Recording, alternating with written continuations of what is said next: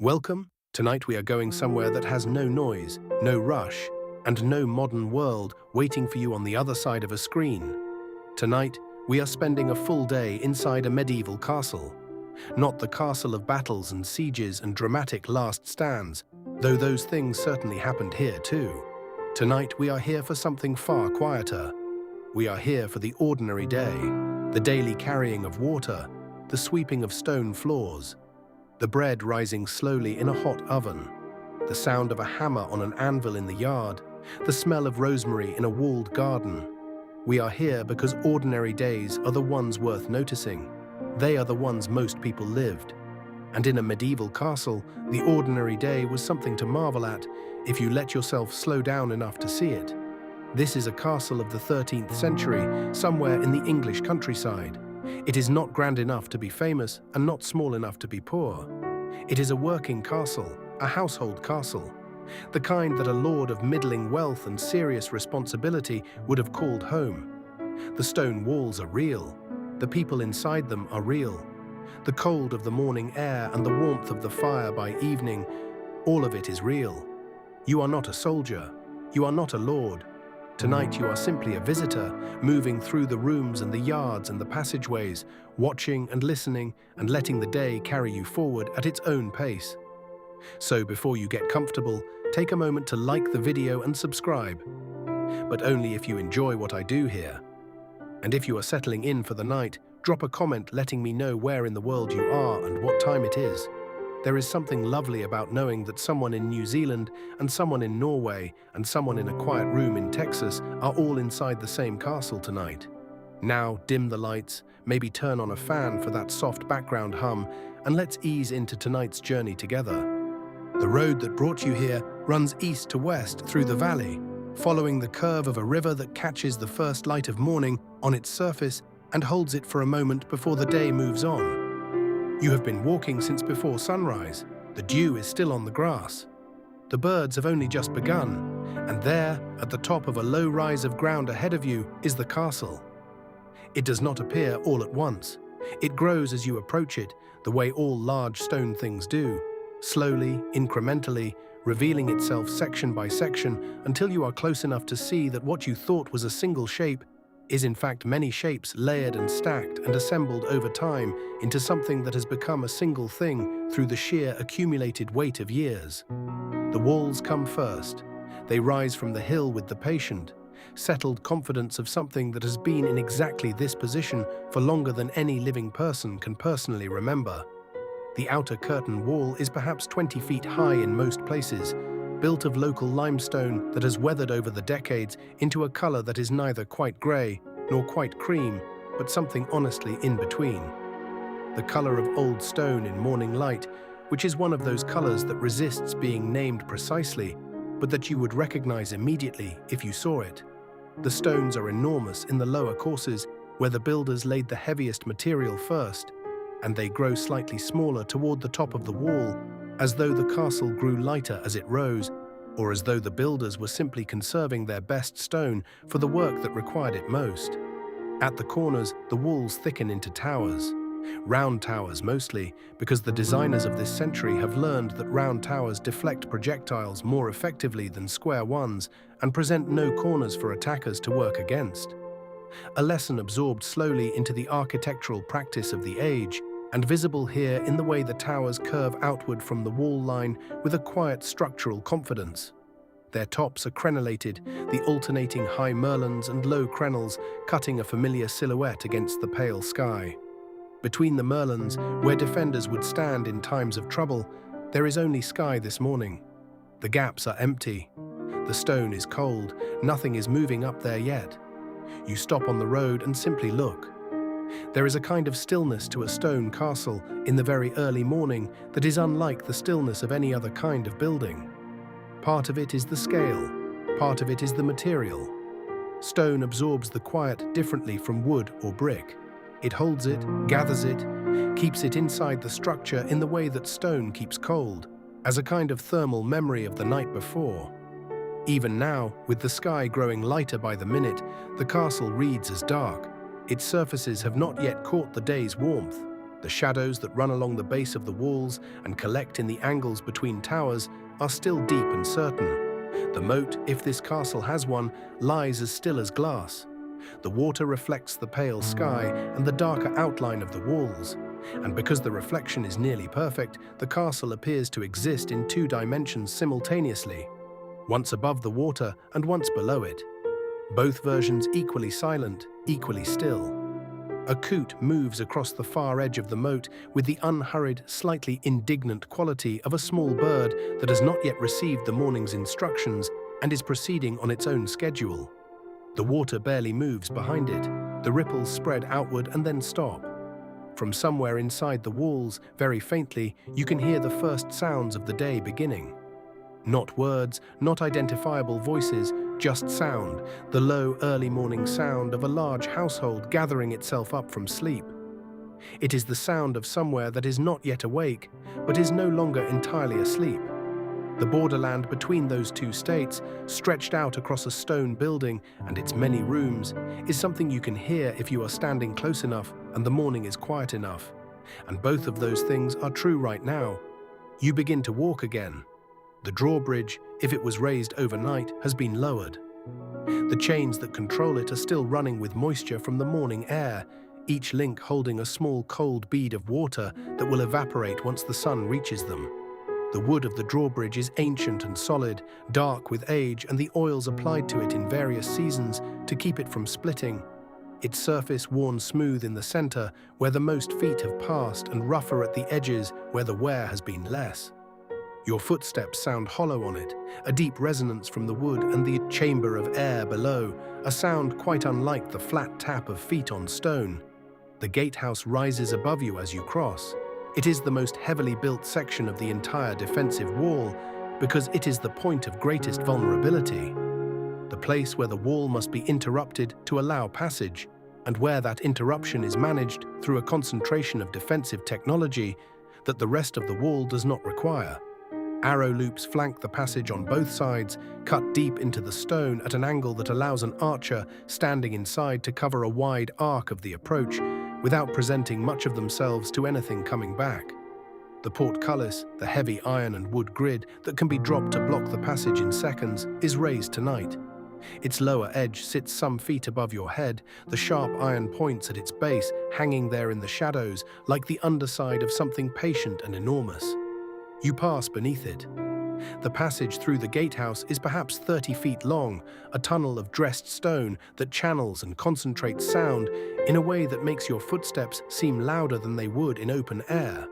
The ceiling above you is solid and curved, the voussoir stones of its arch cut with precision and fitted against each other with the care of builders who understood that this ceiling was carrying a great deal of weight above it and would be doing so indefinitely. There are murder holes, openings in the ceiling above this passage through which defenders could drop things or pour things on anyone who made it past the outer gate and was attempting to force the inner one. In the quiet of the morning, they are just dark rectangles in the stone. They look like nothing at all. And then you are through, and the inner courtyard opens before you, and the castle receives you. The courtyard is roughly rectangular, bounded on all four sides by buildings and the inner face of the wall. It is larger than you expected from the outside because the walls that looked so solid from the road are in fact relatively thin compared to the volume of space they enclose, and the interior of the castle has a different quality of scale from the exterior. The buildings around the courtyard's edge include the Great Hall to your right, its roofline higher than the rest, a range of service buildings and stables to your left, the chapel in the far corner with its narrow lancet windows still dark, and the kitchen building, identifiable even from here by the low flat chimney that is already beginning to show the faintest suggestion of smoke against the pale sky. Somewhere under your feet, the courtyard is paved in stone flags, though in the middle, where the heaviest traffic passes, the flags are partly buried under a layer of compressed earth and straw that has built up over years of daily use and is renewed periodically by the spreading of fresh material. Near the walls, the flagstones are more clearly visible, worn smooth and slightly hollow in the places where feet have fallen most consistently, creating a subtle topography of human movement made permanent in stone. There is a well near the center of the courtyard. It is stone-coped, with an iron bracket above it for the rope and pulley that draws the bucket.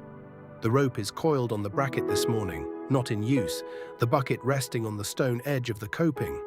The well shaft descends into solid rock, cut by hand by someone who did this work sometime in the previous century, drilling down until they found water, 30, 40, sometimes 100 feet or more, depending on the geology, until the stone gave way to something wet and cold and essential. This well is the reason the castle can withstand a siege. As long as the well produces water, the garrison can hold. The courtyard is not empty. Someone is already here. A young woman moves along the far wall with a wooden bucket in each hand, her pace even and practiced, her balance perfectly adjusted to the weight. She has been doing this long enough that she no longer thinks about the carrying. Her attention is elsewhere, somewhere in the middle distance, in the particular focused but absent way of a person performing a task so familiar that their body manages it without requiring their full consciousness. She reaches the kitchen door without slowing, pushes it open with her shoulder, and disappears inside. The door swings back behind her. The courtyard is quiet again, but only briefly. Because the day is beginning now, and the sounds of it are arriving in layers, the way dawn light arrives, not all at once, but accumulated, one thing and then another, building gradually until what was quiet is busy, and what was still is alive. You follow the path toward the kitchen building, because the kitchen is where the day truly begins. The kitchen door is low, low enough that you need to dip your head slightly to pass through it. A feature that is not a design failure, but a deliberate thermal strategy. A low doorway retains heat. In a room where fire burns continuously, and where the difference between a warm kitchen and a cold one is the difference between work being possible and work being miserable. Every design choice that keeps warmth inside the room is a correct one. Inside, the kitchen is a large rectangular space built against the inner face of the curtain wall, using the castle wall itself as its north-facing rear wall, which keeps the room cool enough on its far side for storage, while the working end, where the fireplaces are, is warm to the point of being genuinely hot, even in the early morning.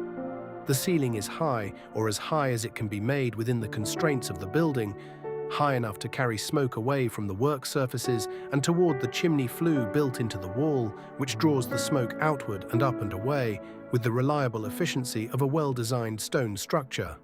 High enough, but not always perfectly. There are smoke stains on the ceiling above the secondary brazier, where the draw is slightly imperfect, and the stone has acquired over years a layered patina of soot that gives it a particular dark depth that new stone never has. The main fireplace is the central fact of the kitchen. It is genuinely enormous, large enough, according to the records of similar kitchens of this period, to stand inside and turn around. The hearth is built of dressed stone, the opening wide enough to accommodate a full spit with a large animal on it. The iron dogs on either side standing ready to receive the ends of a spit that is not yet loaded this morning. The fire that burns in it now is a morning fire, lower and more cautious than it will be when the day's serious cooking is underway. A fire of medium logs laid with intention and care, burning slowly and steadily, producing heat rather than spectacle. The flames are still orange and clear at this hour, not yet the heavy working red and white of a fire being pushed to maximum output. The person who lit this fire arrived before you. She is the cook's assistant, a woman of perhaps 30, and she has been awake since before the first suggestion of light in the east. She knows the fireplace the way you know a familiar room, without needing to look at it, by feel and habit and the accumulated instinct of hundreds of mornings doing exactly this. She laid the kindling the same way she always does, the smallest dry sticks first, then slightly larger pieces crossed over them at an angle to allow air to circulate. Then the first logs, not too large, positioned so that they lean into each other and support the beginning fire while leaving enough space between them for the heat to build. She used a flint and steel to strike the spark, the same flint and steel that lives on a hook beside the fireplace and has lived there for longer than she has been employed here. The tinder caught on the third strike, it usually does. Now she tends the fire with the periodic, unhurried attention of someone who knows exactly how much attention it needs. Not constant watching. A well-built fire does not require constant watching, but occasional checking, the addition of another log at the right moment, the adjustment of a piece of wood that has rolled to a suboptimal position. She moves between the fireplace and the preparation area at the long central table with a rhythm that is entirely her own, a rhythm built from the requirements of the work and from her own body's particular pace, which is steady and unhurried without being slow. The large iron cauldron that hangs from the iron trammel above the fire is already warming. It holds water, brought in this morning by the young woman with the buckets, and the water is beginning to move slightly from the heat building beneath it. Not boiling yet, not even simmering, just the very earliest thermal restlessness that precedes those things. The faintest shimmer on the surface that says the water has registered the fire's presence and is considering its response. It will be used for the morning pottage, the thick grain-based porridge that feeds the castle's servants and workers at breakfast. The recipe does not vary. Grain, oats or barley, most likely, though wheat is not unknown, water, salt, and whatever herbs the cook decides to add on a given morning. Sage is common, so is thyme. Sometimes a handful of dried beans is added the night before, left to soften overnight in cold water, and then combined with the grain in the morning pot. The result is filling and warm and tastes of exactly what it is, which is wholesome grain and fire, and in the cold of a castle morning, that is exactly what is needed. On the preparation table, a board holds 3 loaves of bread that were made yesterday and are destined for this morning's meal.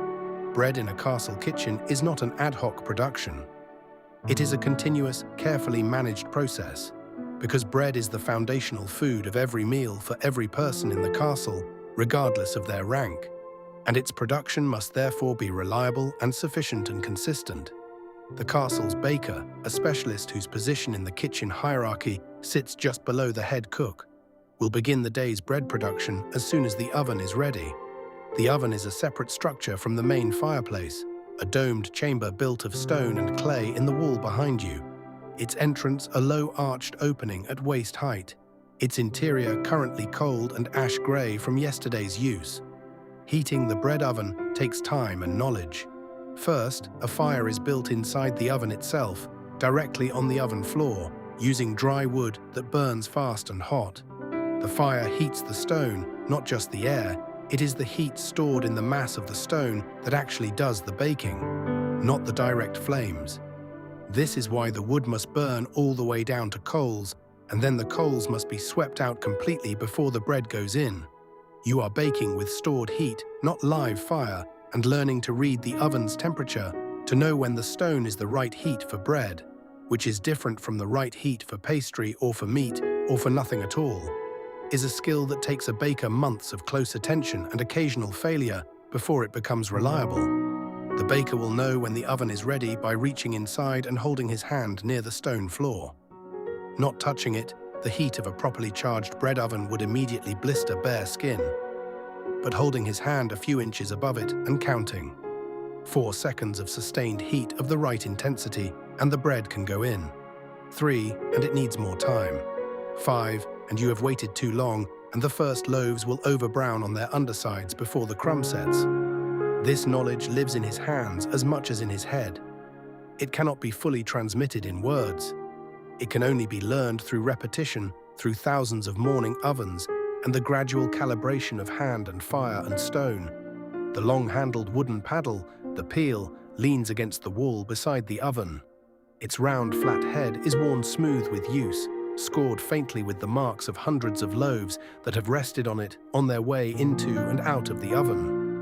When the moment comes, the baker will dust it with flour, slide each shaped loaf onto it with a confident movement that keeps the dough from sticking, then push it into the hot oven with the practiced ease of someone who has loaded 1,000 loaves and has learned that hesitation is the enemy of a clean transfer. The bread goes in. The oven mouth is stopped with a wooden door or a rag stuffed into the opening to hold the heat. And then you wait. 20 minutes, perhaps 30. The smell of baking bread builds in the kitchen slowly, the way good things often build, not suddenly, not dramatically, but gradually, deepening from the faint suggestion of warming grain to something rich and round and deeply satisfying, a smell that reaches all the way across the courtyard on a calm morning and gathers people toward the kitchen door without their quite realizing they have been called. The baker has not begun yet. He is assembling his ingredients at the table, working with the careful preparatory focus of a craftsman who has learned that good work begins before the first action, in the proper organization of what you need and where you need it. The flour is in a wooden bin against the wall. Wheat flour, not as white as the finest table bread the Lord will eat, but considerably better than the coarse barley and rye mixtures that make up the servants' everyday bread at lesser establishments. Salt is in a lidded ceramic pot beside the flour bin. A bowl of sourdough starter, the living leavening that has been maintained in this kitchen for years, fed and tended and kept alive as a continuous biological process across seasons and weather, sits covered with a damp cloth on the table's end. The starter smells faintly sour, alive, the way fermented things smell, complex and slightly sharp, a scent that the baker has lived with so long that he would notice its absence far more than its presence. He measures flour by feel, his hands cupped in the bin and lifted, the excess falling back, the weight judged in his palms. He knows how much he needs for today's batch. He knows how many loaves the household requires, how many he can fit in the oven at once, how many batches today's demand requires. This knowledge is not written anywhere. It lives in his body, in the practiced arithmetic of hands that have been measuring flour since he was an apprentice, learning this trade in someone else's kitchen. In a castle perhaps like this one, half a county away. He adds water to the flour. The water is from the well this morning, carried in the ceramic pitcher that sits on the floor beside his workspace. It is cold, cold enough that he adds it gradually because cold water tightens gluten and can make the dough stiff and difficult to work if it is added all at once. He works the water in with his hands, beginning with a cupped folding motion that incorporates the liquid without overworking the developing structure. His hands move in the dough with the particular deep rhythmic pressure of bread kneading, the heel of the hand pushing down and away, then the fold back, then the quarter turn, then down again. The motion is consistent and steady. It has its own sound, a soft, slightly elastic sound, the sound of dough under hand, which is one of the quietest and most peaceful sounds in a medieval kitchen, and possibly in any kitchen anywhere. The dough will be shaped, then left to rise near the warmth of the fire. The yeast in the starter, alive and working in the warm flour and water, will produce the gas that makes the dough swell and lighten, transforming the dense mass under the baker's hands into something that holds air, that has lift, that will emerge from the oven, transformed from grain and water into bread, which is one of the most fundamental alchemies that human beings perform, and which has been performed in this kitchen and kitchens before it, since before anyone living can remember.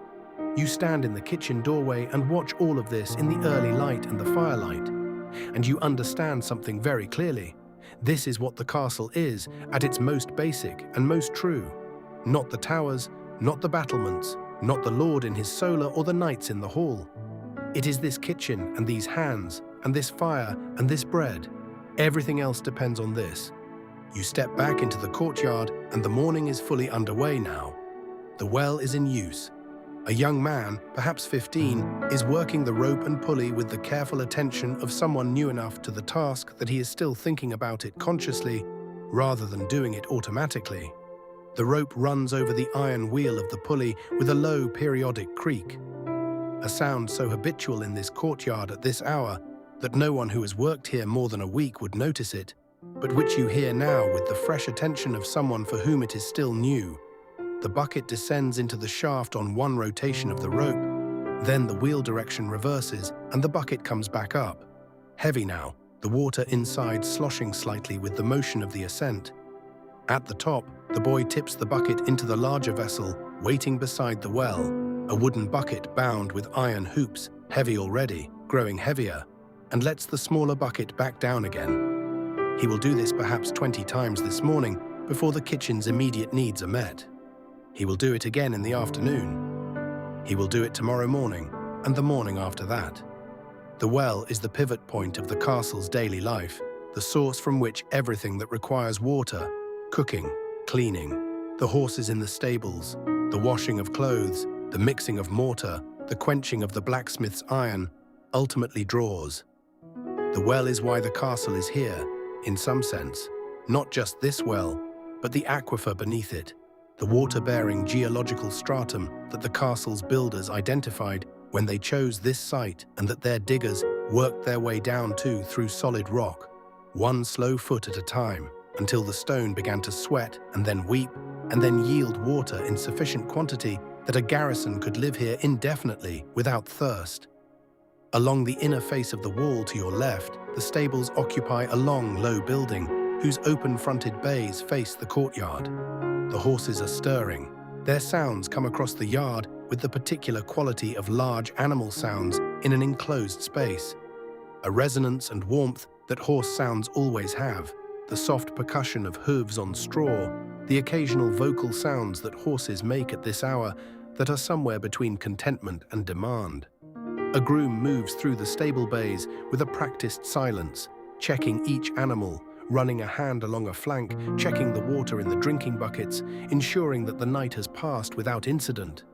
The horses know him. They respond to his presence with the settled, unalarmed relaxation of animals that trust the person near them, which is among the nicer things to observe about the relationship between horses and the people who care for them.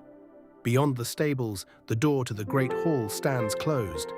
The Great Hall is the largest single room in the castle, a rectangular space perhaps 60 feet long and 30 feet wide, its ceiling rising to a hammer-beam structure that creates the vaulted impression of cathedral space.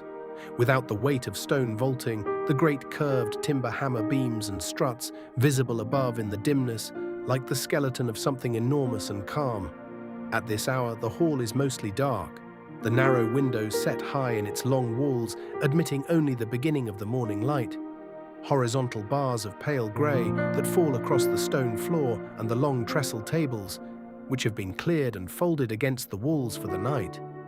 On the floor, in the spaces between and around those folded tables, the straw has been disturbed by the bodies that slept on it last night and have now risen and gone about their morning business. The floor rushes, dried rushes scattered over stone, mixed with sweet herbs on the better sections near the high table, plain and functional toward the lower end.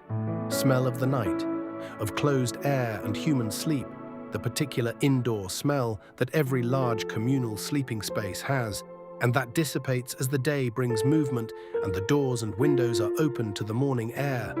Two of the serving women are in the hall already, working quietly from opposite ends of the room toward the middle. One carries a broom, a balsam broom, made of birch twigs bound tightly to a handle of ash wood with lengths of stripped willow bark, and she sweeps with the long, forward-pulling stroke that handles rushes most effectively, gathering the old material into a loose pile in the center of the room, while her arms move in the steady, slightly hypnotic rhythm of work that is simple enough to perform without much conscious direction. The other carries a basket and follows behind the sweeping, collecting the gathered rushes into the basket too. Be taken outside. They do not speak to each other. They are not unfriendly. It is simply that the work does not require speech, and speech at this hour, in the cold and the dimness, would feel effortful in a way that silence does not. This sweeping happens every morning. The rushes are replaced periodically. How often depends on the season and the household standards and the availability of fresh rushes from the nearby marsh or river meadow. And between replacements, they are freshened by the addition of new material over the top of the old. Under the rushes, the stone floor of the hall holds the cold of the night through well into the morning. A cold that rises through the straw and through the thin soles of the working women's shoes and into their feet, which is simply a feature of working in stone buildings before the fires are properly established and is accepted as such without particular complaint, because complaint would not make the stone floor warmer. The fireplace at the dais end of the hall, the end where the Lord's high table sits, elevated slightly on its wooden platform, the best position for warmth and the most sheltered from the drafts that inhabit the lower end of the hall near the screens passage, is being laid by a third person, a young man who carries wood from the stack outside and arranges it with the care of someone who knows that a badly laid fire smokes instead of drawing, and that a smoking fire in the great hall creates an atmosphere that everyone inside must endure all morning. He places the logs with attention. He takes longer over the laying than someone watching him might think strictly necessary, but the person watching him has never had to stand in a great hall full of smoke for 3 hours, and he has. And the lesson persisted. The morning is growing lighter. You can tell by the way the courtyard is changing around you, the shadows shortening and the colors gathering definition, the general gray of the pre-dawn giving way to something warmer and more specific. The stone of the walls, which was simply dark an hour ago, is now limestone, cream gray and slightly textured. The individual blocks visible in the strengthening light, each one with its own history of cutting and setting and weathering. The moss that grows in the lower courses near the northern wall is very green this morning, fed by the night's moisture, as vivid as anything in the courtyard against the pale stone.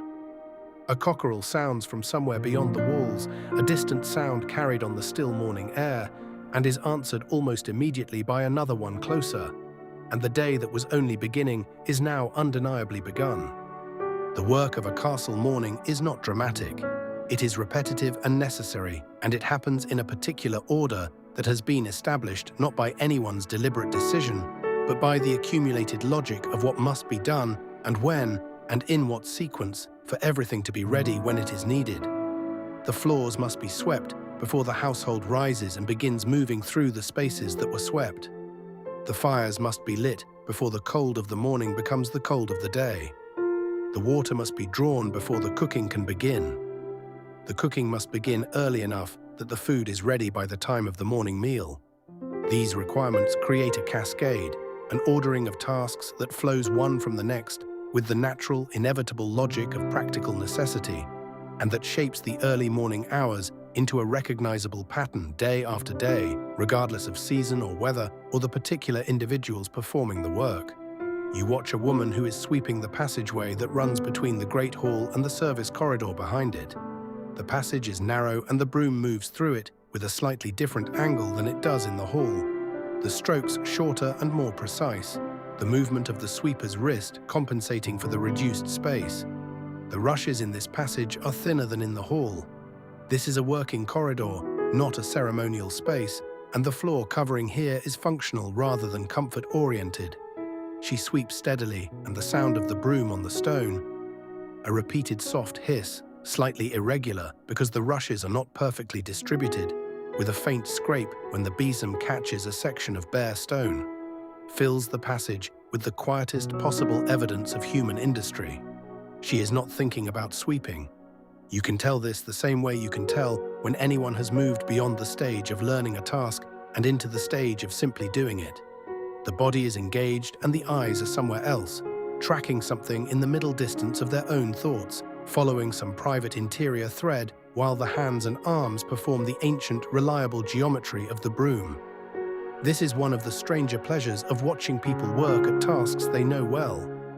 The disconnect between the evident competence of the body and the obvious privacy of the mind. The way skilled repetitive work creates a space in which a person can be simultaneously present and absent, working and thinking about something entirely other. The tools themselves are worth noticing, because the tools of this morning are not our tools, and their difference is instructive. The besom broom is the most common sweeping implement, and it is not a bad tool.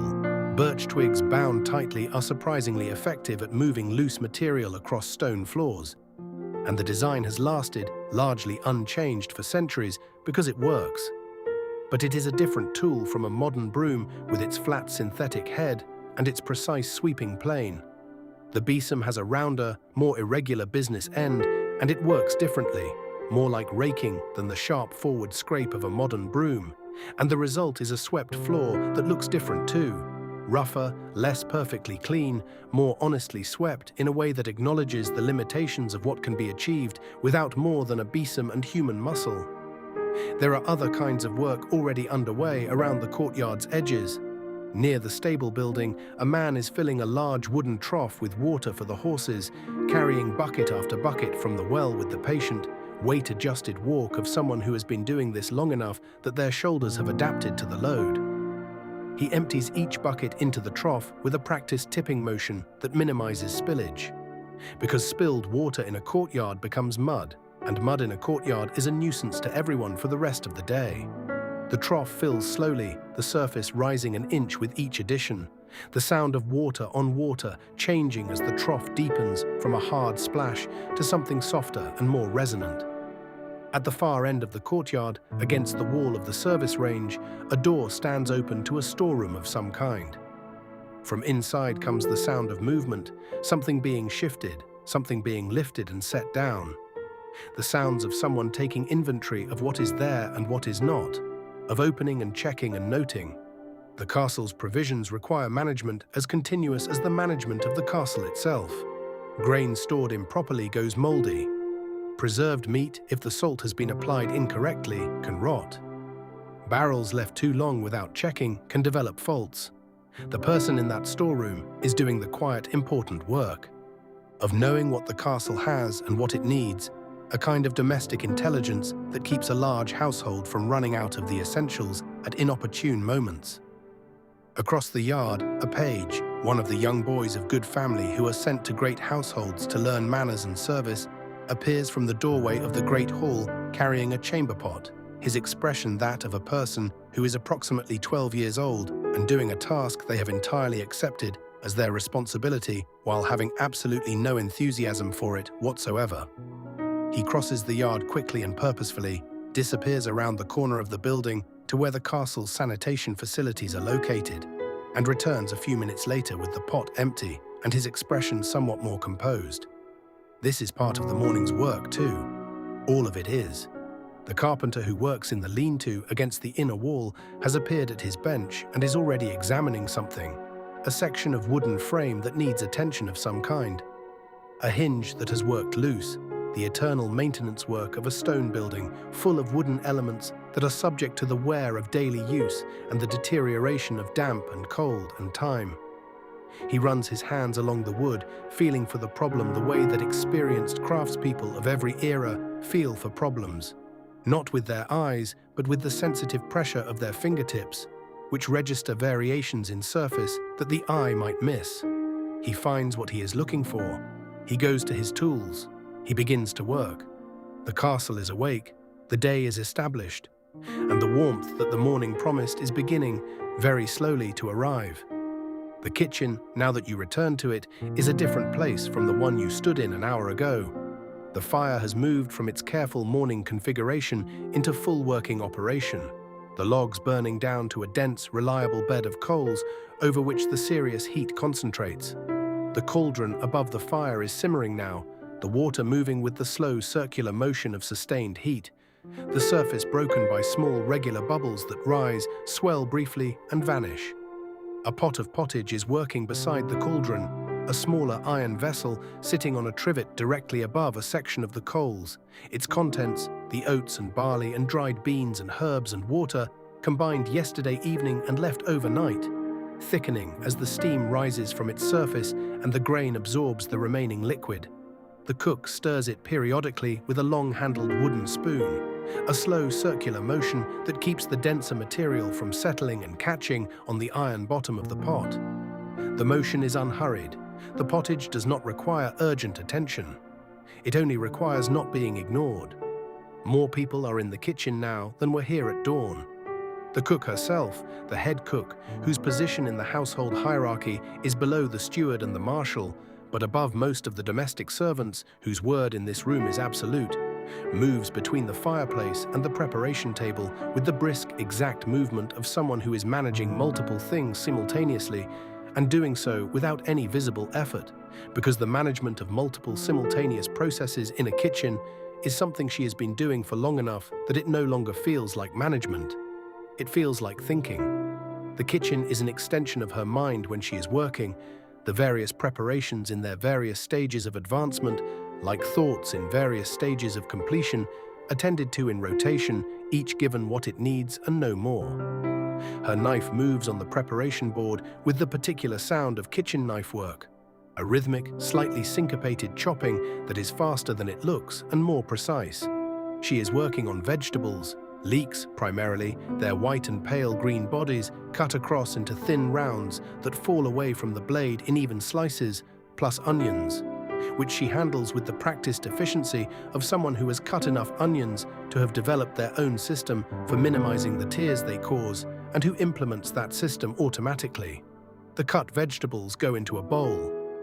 They will be added to the midday pottage later, which will be a more substantial production than the morning's simple porridge, a proper thick stew of vegetables and perhaps a piece of salt pork, the preserved meat that sits in its barrel of brine in the cool northern corner of the kitchen and whose saltiness will have been partially drawn out by soaking overnight in fresh water. The midday meal is the main meal of the castle's day, and its preparation begins here, this early, in these quiet preliminary cuts and soakings and measurements. The bread oven is hot now. You can feel the heat coming from it from several feet away, a dry, radiating warmth, quite different from the moist heat of the pot over the fire. The baker has swept the coals from the oven floor with a long-handled iron scraper, pulling the grey and orange pile of embers out through the oven mouth and depositing them in a metal bucket to be used later. He bends and tests the oven floor with his hand, counting his seconds, feeling the stored heat in the stone, that particular dry, penetrating warmth that says this surface is ready. He straightens. He goes to the table where the risen dough waits, rounded and slightly domed, the surface a little rough where the gas has expanded inside the structure, the whole thing smelling of that sour, yeasty breath of leavening that means the starter has done its work and the bread is ready to bake. He takes the first loaf onto the peel with a practiced movement, a single confident slide under the dough, a small but essential dusting of flour, first to prevent adhesion, then the load, then the walk to the oven, then the insertion. The peel goes in, tilts slightly at the far end, and the loaf slides onto the stone floor with a sound that is barely a sound at all, a faint settling, a quiet arrival. He withdraws the peel, loads the second loaf, repeats. 4 loaves in the oven, arranged in the pattern he has learned, gives the most even baking, not touching, each one with space for the heat to move around it. He stops the oven mouth, he steps back. Now the smell begins. Slowly at first, then more insistently, the baking bread smell that even after centuries of being produced in this kitchen and absorbed into the stone, and the mortar and the beams has not lost any of its capacity to make everyone in the vicinity aware that something good is happening. It is perhaps the most reliably comforting smell that a kitchen can produce, a smell that works on something deeper than preference, something closer to reflex, the body's recognition of its own fundamental comfort. The kitchen assistant is washing pots. The large clay vessels used yesterday, rinsed and stacked near the door, are now being scrubbed inside with a pad of rushes and sand, which is the abrasive of choice for this task in the absence of anything better. The sand comes from the same pile that the stonemasons use for mixing mortar, a fine, clean river sand, and it works well enough on clay and iron, removing the residue of yesterday's cooking with the slow attrition of fine particles worked against the surface in circular motions. The sound of this scrubbing is low and rhythmic, a constant soft friction, more felt than heard from the other side of the room. A second assistant is cutting herbs. Her board is smaller than the cook's and positioned near the window. The only window in the kitchen, unglazed, covered with a wooden shutter that is now pushed back to let in the morning air and the strengthening light. The light falls across the herbs on the board at an angle that makes their colors vivid. The dark green of sage, slightly dusty on its upper surface, with the fine gray hairs that give sage leaves their characteristic silvery cast.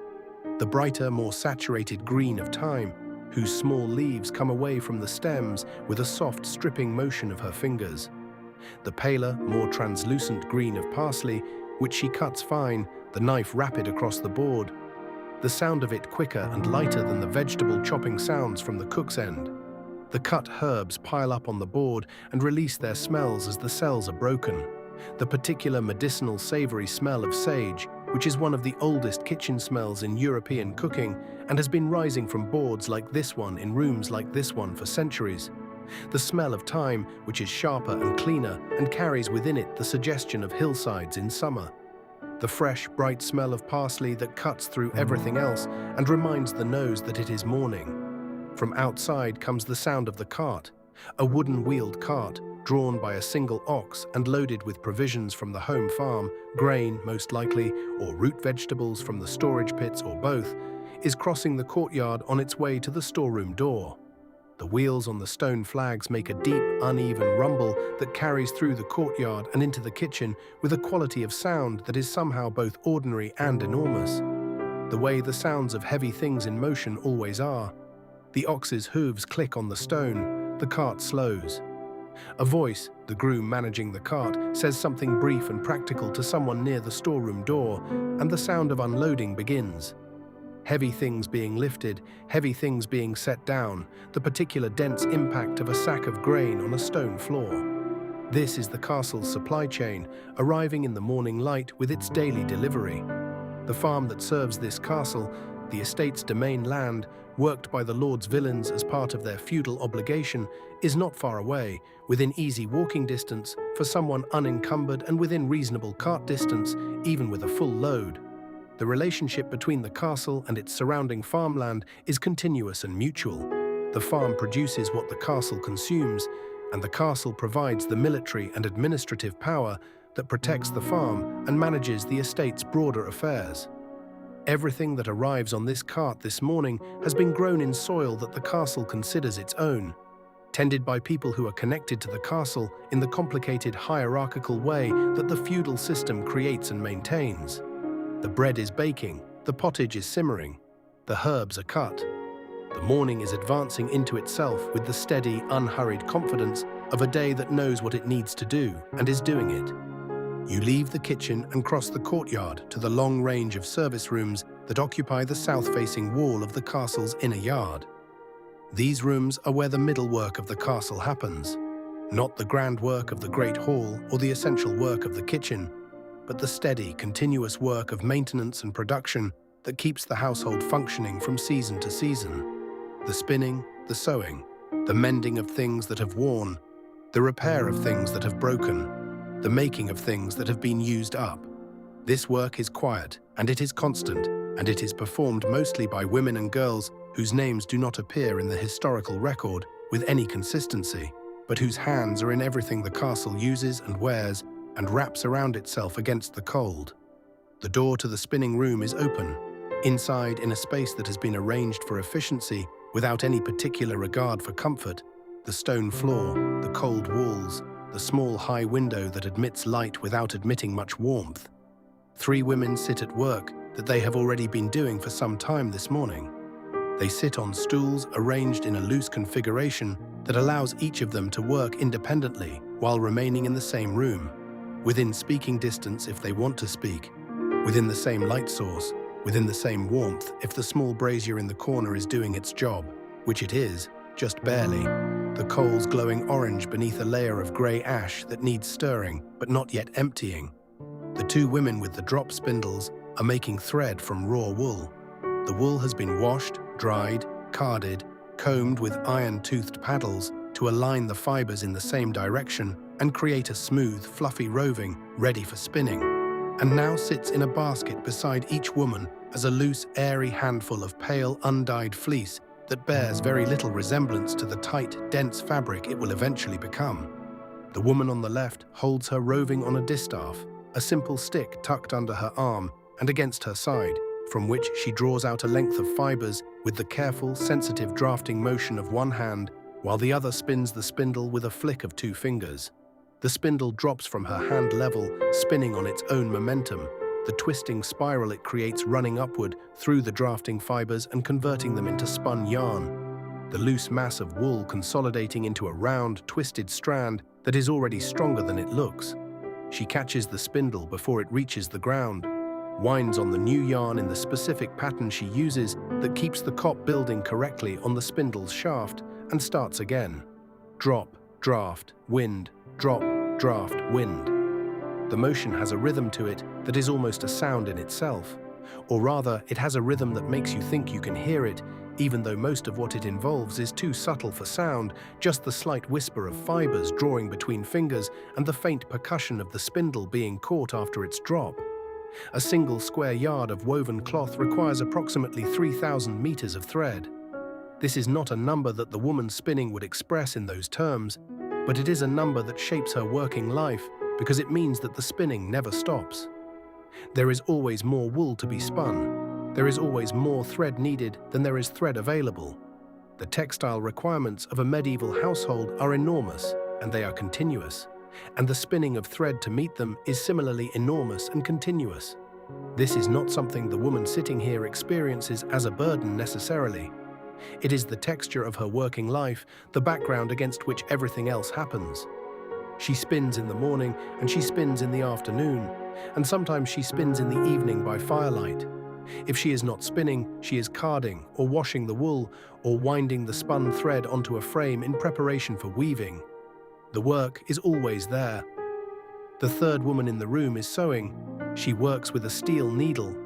Steel needles are not common, but they are present in households of this level, where the quality of clothing and household textiles matters, and the tools to maintain them are considered worth the cost. And she is mending a section of linen that has developed a small tear, not yet large enough to be unacceptable, but large enough to require attention before it becomes larger. Her needle moves through the cloth with the small, precise motion of someone who is sewing not the bold, visible stitches of embroidery, but the nearly invisible running stitch of repair work. Stitches meant to be not seen, meant to disappear into the fabric and make the damage disappear with them. The thread she uses for this is finer than what the spinners are making. It has been spun with extra twist to give it strength and smoothness, and it runs through the eye of her needle with almost no resistance. She holds the fabric to the light from the window, turning it to find the angle that makes the weave most visible and helps her keep her stitches aligned with the structure of the cloth. For a moment, the light catches the fabric and shows its texture clearly, the tight, even weave of good linen, each thread distinct, the whole surface having the slightly rough, slightly lustrous quality of a natural fiber that has been processed carefully but not industrially. A surface that holds memory in it, that has been washed and used and washed again until it has acquired the particular softness of well-worn linen, a softness that takes time to develop and cannot be rushed. Along the far wall of the service range, the next room holds the looms. There are two of them, large warp-weighted looms of the kind that have been in use in Northern Europe for centuries, their tall vertical frames leaning slightly backward at the top, with the forward weight of the warp threads that run down from the upper beam and are kept in tension by the clay loom weights hanging at their lower ends. The weights are lined up along the bottom of the loom in rows, each one a fired clay disc with a hole at its top for the thread attachment. Their surfaces worn smooth where the thread has been tied and retied across many weavings. They knock gently against each other as the weaver's movement sends a slight vibration through the loom frame. A quiet ceramic percussion, hardly a sound, just the faintest tap of clay against clay in an irregular sequence. The weaver works the upper portion of the cloth, her shuttle passing through the shed, the opening created between alternate groups of warp threads when she pulls forward on the heddle rod, the device that controls which threads are in front and which are behind at any given moment. The shuttle carries the weft thread, the cross thread that creates the actual fabric as it passes back and forth through the shed. Left, right, each pass beaten home with the weaver's sword, a flat wooden beater used to push each weft thread snugly against the previous one. The motion is rhythmic and slightly hypnotic to watch. The push, the pass, the beat, the change of shed, the push, the pass, the beat again. It creates fabric at a rate that is slower than watching it suggests. A yard of cloth in a day is good progress, and a complete garment might require many yards. The cloth growing on this loom is a plain weave wool, undyed, the natural grey-brown of the fleece from which the thread was spun. It will be fulled later, wetted and beaten to felt the fibers slightly and create a denser, more weatherproof fabric, and then cut and sewn into practical working garments. It is not beautiful fabric in the way that the fine dyed cloth of wealthy households is beautiful. It is the fabric of functional need, of keeping warm, of durability over appearance. But it is well made. The thread is even, the beat is consistent, the width is true. The woman who made it has made it as well as it can be made from what she has, which is its own kind of beauty. You leave the spinning and weaving room and follow the sound that has been present in the courtyard since you first entered, constant as the wells creak, but lower and more irregular, the sound of the blacksmith's workshop.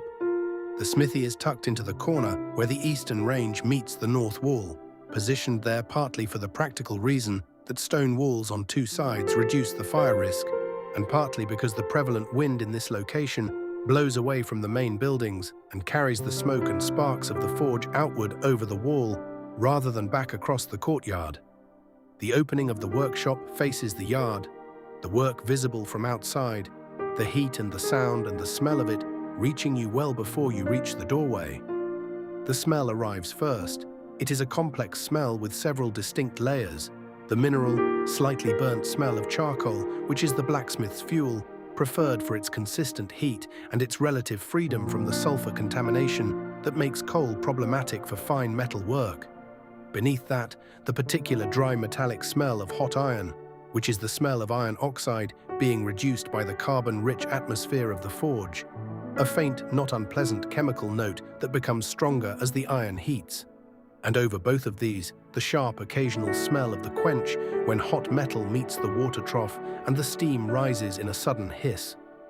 The blacksmith is a broad man of middle age, his arms developed by decades of hammerwork into something that makes ordinary arms look underprepared, his face and forearms marked with the small pale scars of a working life conducted next to fire and hot metal. He works with a focused efficiency that has no wasted motion in it. Each movement is the movement required, no more embellishment, no pause that isn't informative, no adjustment that isn't necessary. He heats the iron in the forge. The charcoal fire contained in the stone and clay structure of the forge itself, kept to the right temperature by the bellows worked by his apprentice, a boy of perhaps 14 who operates the bellows handles with the steady rhythmic push and pull that keeps the air flowing through the coals and the coals at the heat the blacksmith requires.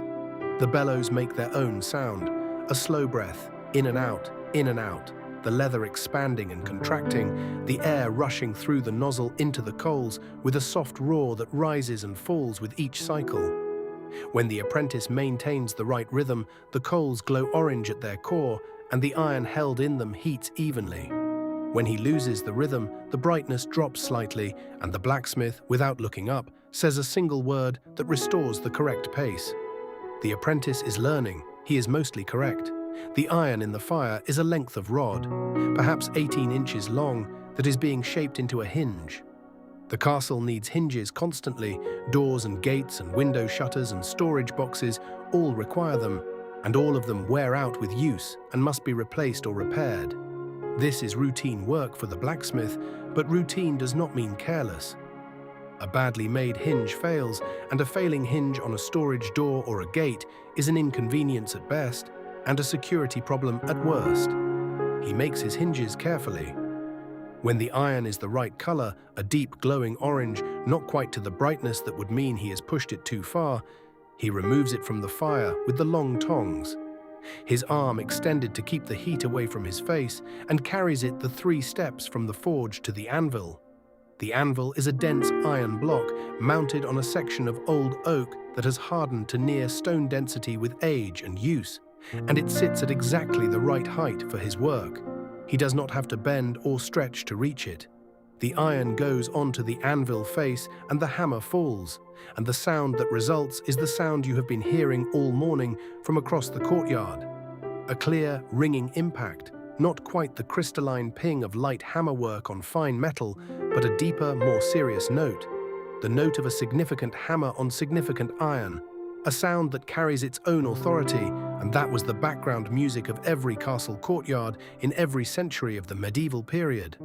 He turns the iron after each blow, inspecting it by feel and by sight, the angle of the light on the cooling surface telling him what the surface has done and what it still needs to do. He works fast because the heat is leaving the iron with every second it is away from the forge, and there is only so much work to be done on a single heat before the metal stiffens and requires reheating. When the color has dropped to a dark red, that means the iron has stiffened too much to move cleanly. He puts it back in the fire, returns to the bellows, and waits. The apprentice resumes his rhythm. The coals glow orange. The iron heats again, slowly, and the weight has its own sound. The bellows breathing, the coals shifting, the occasional crack of settling charcoal. On the workbench behind the anvil, the products of previous heats are cooling. A completed hinge leaf, formed into its proper shape and drilled with the nail holes it needs, cooling on the stone surface from orange to black. A horseshoe, not yet punched with the nail holes, waiting for the next available heat. A hook that one of the kitchen staff brought in this morning. a curved iron hook that hangs things on walls and that had developed a crack near its bend, possibly from being overloaded, possibly from a flaw in the original iron. It will be reheated and the crack worked closed or cut away and the hook reformed to its working shape. The repairing of things is as much the blacksmith's work as the making of new ones. The tools on the workbench are old. Not worn out old, but deeply familiar old. The chisels and punches and scrolling tools, each one worn to a patina that speaks of hundreds of days of use, their handles shaped by the grip of the blacksmith's hand into something slightly more personal than the original form. A craftsman's tools accumulate his work in them over years, taking on the particular characteristics of the person who uses them, and the blacksmith's tools, laid out on his bench in the arrangement he always uses, tell something about who he is and how he works. They are organized by type, but not rigidly so. The arrangement has its own logic, a private logic of reaching distance and frequency of use that is legible to him and to no one else. Outside the smithy, leaning against the wall, are the things waiting for his attention.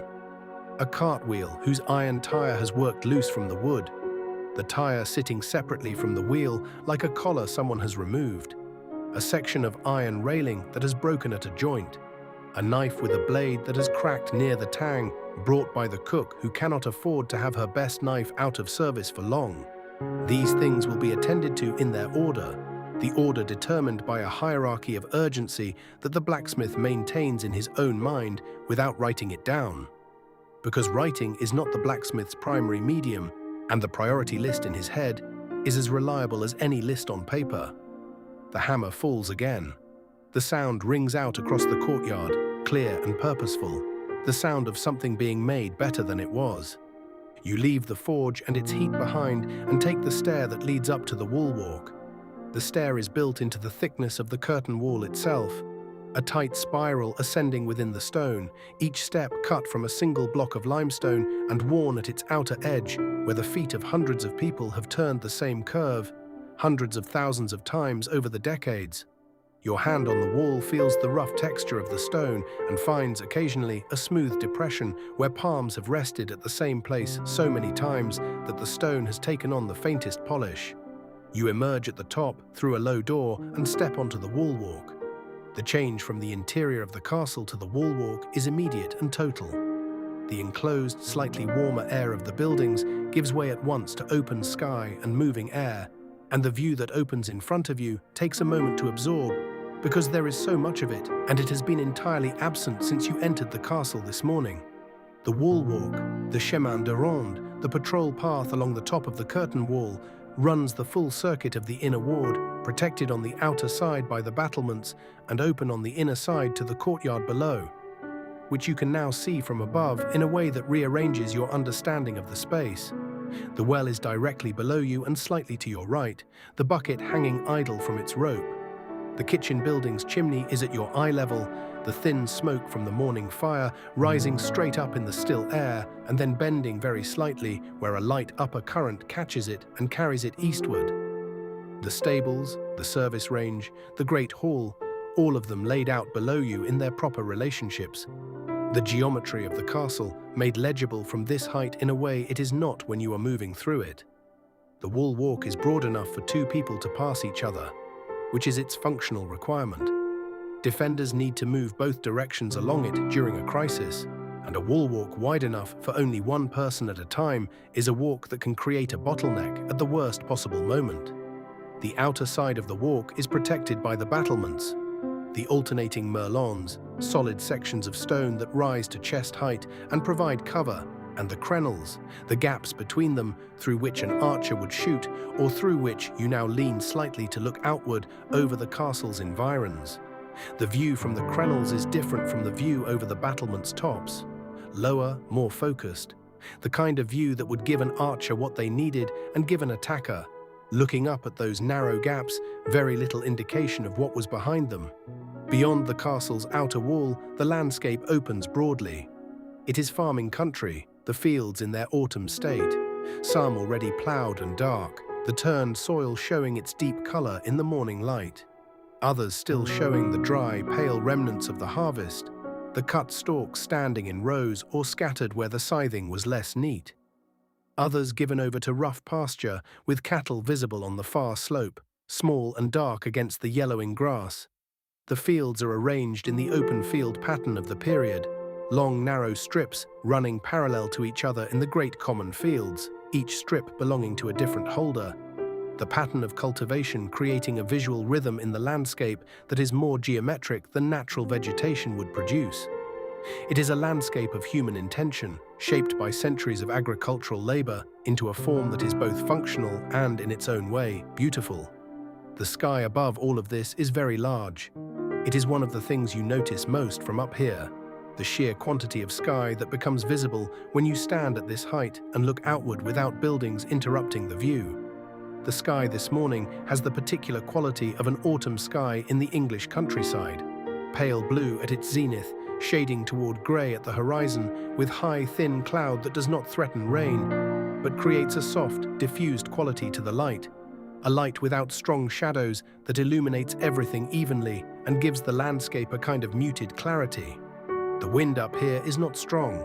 It is the light, variable wind of an autumn morning that has not yet decided what it wants to be, moving gently from the north and occasionally from the east, and sometimes, for a few seconds, seeming to stop entirely and then resuming. When it moves, you feel it first on your face and neck, the coolest parts of you, and then in the movement of your hair and the slight flutter of cloth. When it stops, the silence is almost complete, just the faint domestic sounds from the courtyard below, the wells creak, the hammers ring, the voices rising to you diminished and softened by the distance. The guard who shares the wall walk with you this morning moves with the practiced, slightly mechanical gait of someone who has walked this circuit so many times that the physical dimensions of it have become incorporated into his body's movement. He knows where the walk is slightly uneven without looking. He knows the 3 places where the parapet stone has weathered to a rough edge that catches on clothing if you walk too close to the inner side. He knows the length of the circuit in footsteps, in time, in the turning of the morning from early to mid. He looks outward through the crenels at regular intervals. Not anxiously, not with any expectation of seeing something alarming, but with the steady professional habit of someone whose job includes looking outward and who performs that part of his job with the same consistency that the baker performs the measuring of flour or the spinner performs the drafting of fibers. He nods at you as he passes. You nod back. He continues his circuit. The view over the land is deeply, quietly beautiful. Not dramatic beauty. There is no mountain, no gorge, no feature of landscape that would demand your attention. It is the beauty of scale and continuity, of a landscape that has been worked by human hands for a very long time and has acquired from that working a kind of order that is neither wholly natural nor wholly artificial, but something that exists only when the two are in long, sustained conversation. The line of trees at the field edge, the path that runs between the fields toward the village, whose thatched rooftops are visible at the distance of perhaps half a mile. The river that you followed to get here, catching the light now in its slower sections, dark and still in its faster ones. You stand at the Merlin and rest your arms on its cold stone surface and look out over all of it for a while, letting the silence accumulate. From below, the sound of the castle continues. The well's rope, the hammer, someone calling something across the courtyard in a voice whose words don't reach you, but whose tone is entirely ordinary, entirely practical, the tone of someone communicating a logistical detail rather than an emotion. The occasional sound of the horses, the cart returning empty across the courtyard, the sound of the day doing its work. You breathe in the cold morning air, which is clean up here, in a way it is not in the courtyard, cleaner than the smoke and the animals and the busy human life of the enclosed space below, though not entirely empty of those things, which are carried upward and dispersed but not entirely absent. It smells of grass and stone and the faint sweetness of the apple trees in the orchard. You can see through the gap between 2 towers. Their leaves turned now and many of them fallen, the bare upper branches visible above the orchard wall against the pale sky. You stay up here for a long time. The guard passes 3 more times, each time at the same measured pace, each time with the same outward glance through the crenels. The morning light strengthens and then levels off into the steady grey bright of an overcast autumn day. The smoke from the kitchen chimney rises and bends, rises and bends. Below you, the castle keeps going. You come down from the wall walk and follow the path along the base of the north-facing wall toward the small enclosed garden. It is tucked into the angle between the north wall and the chapel's east end, a space not large enough to be imposing, but large enough to be intentional, bounded on two sides by stone walls, and on the other two by a low hedge of rosemary so old and woody at its base that it has become more architecture than plant.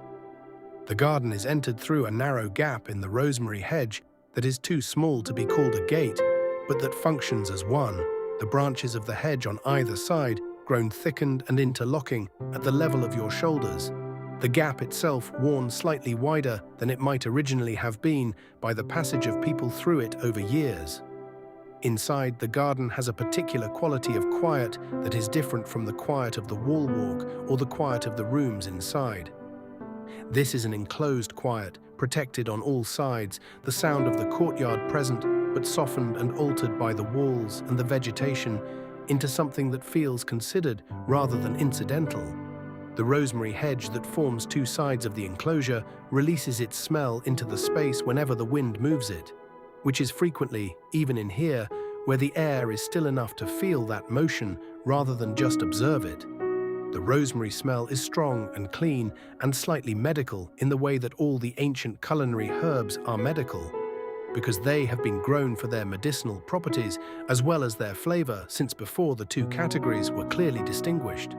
The garden is arranged in beds, rectangular plots separated by paths of packed earth that are wide enough to kneel beside for weeding and tending. The beds are raised slightly from the surrounding path level, the edges retained by boards or by flat stones set on their edges, the soil inside them darker and more friable than the compacted earth of the paths. In midsummer, these beds would be full, the kitchen herbs at their most vigorous, the medicinal plants producing their leaves and flowers, the whole enclosed space a concentration of green and scent that would be remarkable. In autumn, the picture is different. Some things cut back to their woody stems, some things done for the year and showing only dead material, but others still present and still green, holding through the season. The sage is still fully present, its grey-green leaves unchanged by the approaching winter. The plant's dense, low mound of foliage intact and fragrant.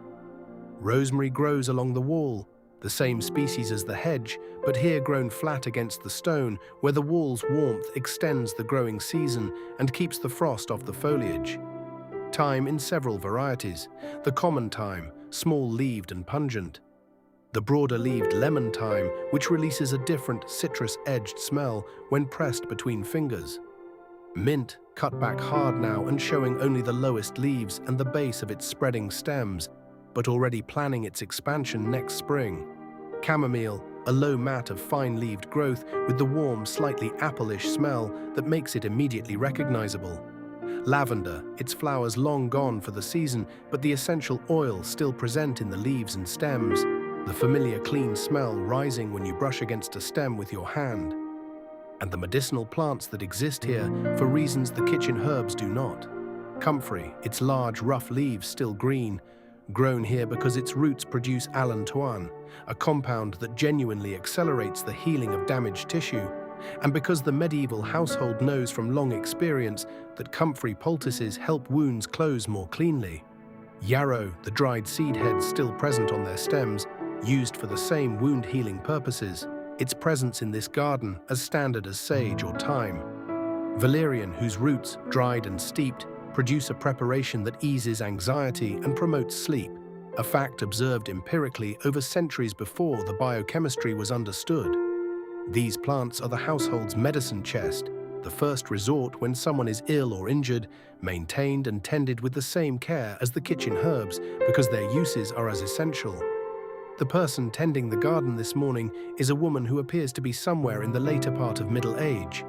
50, perhaps, or older, her movements deliberate and certain. Her knowledge of this particular garden evident in the way she moves through it without hesitation, going directly to the things that need attention with the purposeful directness of someone who made a list before entering and is now working through it in order. She carries a small woven basket for the things she is harvesting. This morning she is cutting dried lavender stalks from the base, the stems crisp now and breaking cleanly. The flower heads past their color and fragrance, but still carrying enough oil to be useful, dried, bundled and placed among stored linens to discourage insects. She works quickly and quietly, the soft snapping of the dried stems the only sound besides the wind in the rosemary. You sit on the stone bench along the chapel wall and watch her work. The bench is cold through your clothing, but the wall behind it has caught enough of the morning's thin sun to have taken on a faint warmth, a warmth that is almost not there, but is just enough to notice. The rosemary smell is very strong here, fuller and more complex close to the hedge than it is from further away, with depth and resinous undertones that the distance abstracts away. You breathe it in and let it settle somewhere deeper than the nose. The garden is very quiet. The castle sounds, well, hammer, voices, the cart, are present, but they are at a remove, behind walls, behind the rosemary, behind whatever quality of enclosed space this garden has that makes its own interior feel separate from the activity outside it. This is perhaps the point of it, beyond the practical uses of its plants. An enclosed garden within an enclosed castle is twice enclosed, double protected from the world's demands, and the combination produces a stillness that has nowhere else to come from. The woman finishes with the lavender and moves to the sage, selecting specific stems for cutting with a judgment that is invisible from the outside. She sees something in the plant that tells her which parts should go and which should stay. A reading of the sage's structure and health that comes from having grown sage for a long time and from the knowledge of sage behavior that experience makes automatic. She cuts. The smell increases. She moves on. A robin, small and brown and vibrantly red at its breast, appears on the top of the rosemary hedge and sits there for a moment, observing the proceedings with the particular unself-conscious boldness of a robin in a garden, which is one of the more confident expressions of small bird behavior. It looks at the gardener. It looks at you. It decides neither of you is immediately relevant, and it drops down into the garden interior and begins working the soil beside the comfrey, its bill moving quickly through the surface material, looking for whatever is there to be found. In autumn, there is always something. The garden's soil is rich and worked, and the organisms that live in it are many. And for a garden-accustomed robin, this is easy, reliable foraging. You watch the robin, and the robin ignores you, and the gardener continues her quiet work through the herbs, and the morning light on the stone walls is soft and even. And the smell of lavender and sage is very present in the cold air, and you think, for a moment that seems longer than it is, about nothing at all. By the time you return to the courtyard, the morning has given way to midday, and the character of the castle has shifted. The quiet concentration of the early hours, when the household was working toward the day's first meals and the cold of the night was still in the stones, has been replaced by something slightly more populated and louder, not dramatically so, but noticeably. More voices, more movement, the courtyard more continuously occupied, the sense that the castle has reached its daily operating capacity and is running at it. The well is still in use. The smithy's hammer is still ringing. The kitchen is putting out, through its open door and the gap at the base of its chimney, a smell that has advanced from the morning's bread and pottage to something richer, more complex, the smell of the midday meal approaching completion. The storerooms along the service range have been active all morning, and you take a moment now to look more carefully into them. The first storeroom door stands half open, and inside you can see the outline of the castle's provisions in their storage forms. Barrels against the left wall, their wooden staves dark with age and sealed at their heads with resin or wax. The barrels of various sizes, from small half-barrels to large full-sized casks that hold wine or ale or salted meat or pickled fish, depending on the barrel's contents and the mark scratched into its top by the person who filled it. The floor is stone, cold and slightly damp, and the barrels sit on low wooden platforms that keep them elevated slightly off the floor and allow air to circulate beneath them, which reduces the risk of rot at the base of the staves where moisture might otherwise accumulate. Against the far wall, grain is stored in large wooden bins with tight-fitting lids. Wheat in one bin, oats in another, barley in a third.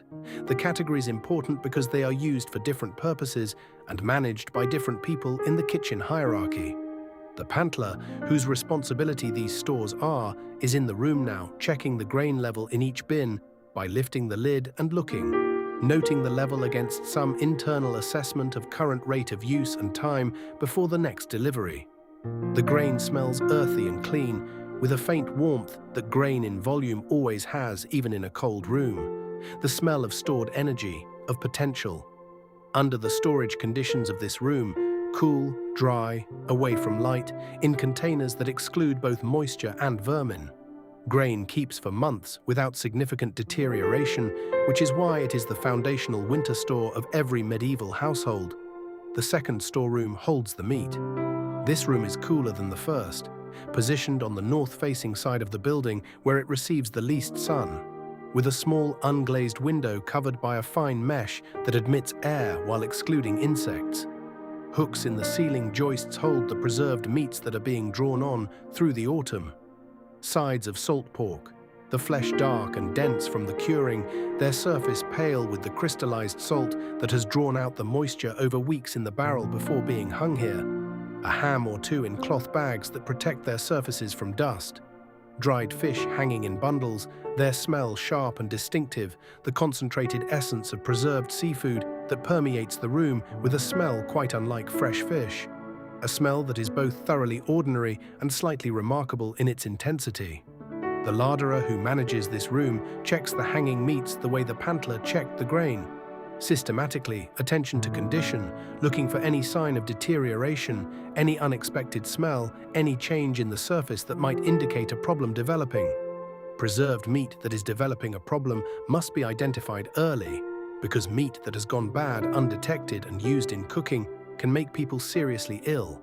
And in a household that operates without modern medicine, seriously ill means genuinely dangerous. The larderer's competence in reading his stores is therefore not just a professional matter, but a safety matter, and he takes it seriously. Adjacent to the meat room, a small room holds dry goods. Bags of salt, large quantities of it, because salt is used for preservation far more than for flavoring, and its supply must be reliable. Dried fruits, figs and raisins and prunes in clay jars with cloth-tied tops. Dried peas and lentils in smaller cloth sacks. The castle's modest spice supply in a locked wooden box whose key the cook keeps on the ring at her belt, along with the keys to the other locked stores. The spices, pepper, cinnamon, ginger, a little clove, perhaps some mace, are in small stoppered ceramic containers within the box, each one labeled in a scratched mark that the cook can read and that represents a value far exceeding its weight. Because spices in this period travel from Asia through multiple trading stages before arriving in an English castle kitchen, and each stage adds cost. The pepper that the cook reaches for when she wants to season the Lord's table has traveled perhaps 5,000 miles to get here, passing through the hands of merchants in Alexandria and Genoa and London before arriving in this box. And even in this household, which is by no means impoverished, it is used with the care that something valuable deserves. The buttery is the last room in the service range, and it contains the castle's supply of ale and the lesser beverages.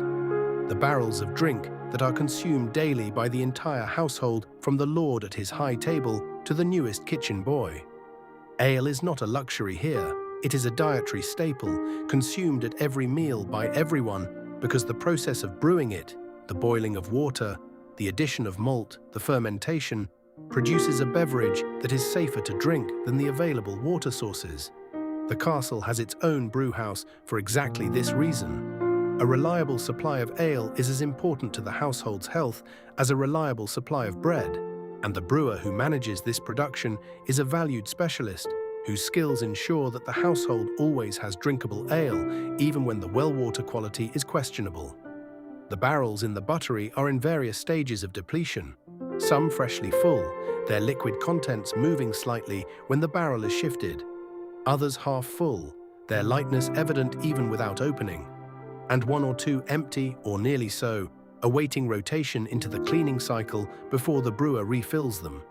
The butler, the officer responsible for this room, from whom the word butler ultimately derives, though his role here is more practically about drink than it will later become about household management in general, checks the levels and makes his notes in the tally he keeps, the small stick with notches cut into it that records consumption and remaining stock with the wordless precision of a recording system that has served this purpose for centuries. All of this, the grain, the salt meat, the dried fish, the spices, the ale, is the castle's stored life, the material representation of its capacity to sustain its inhabitants through the winter and beyond.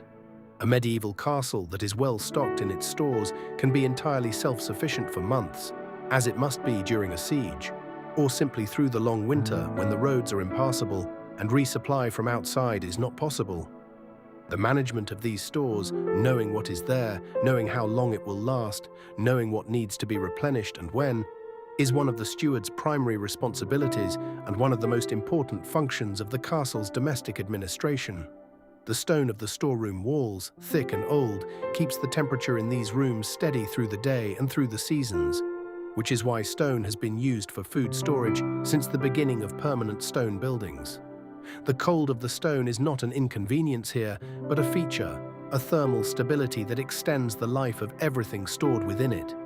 You stand in the doorway of the grain room and breathe in the dry, earthy smell of stored oats and feel, without quite knowing why, a sense of reassurance.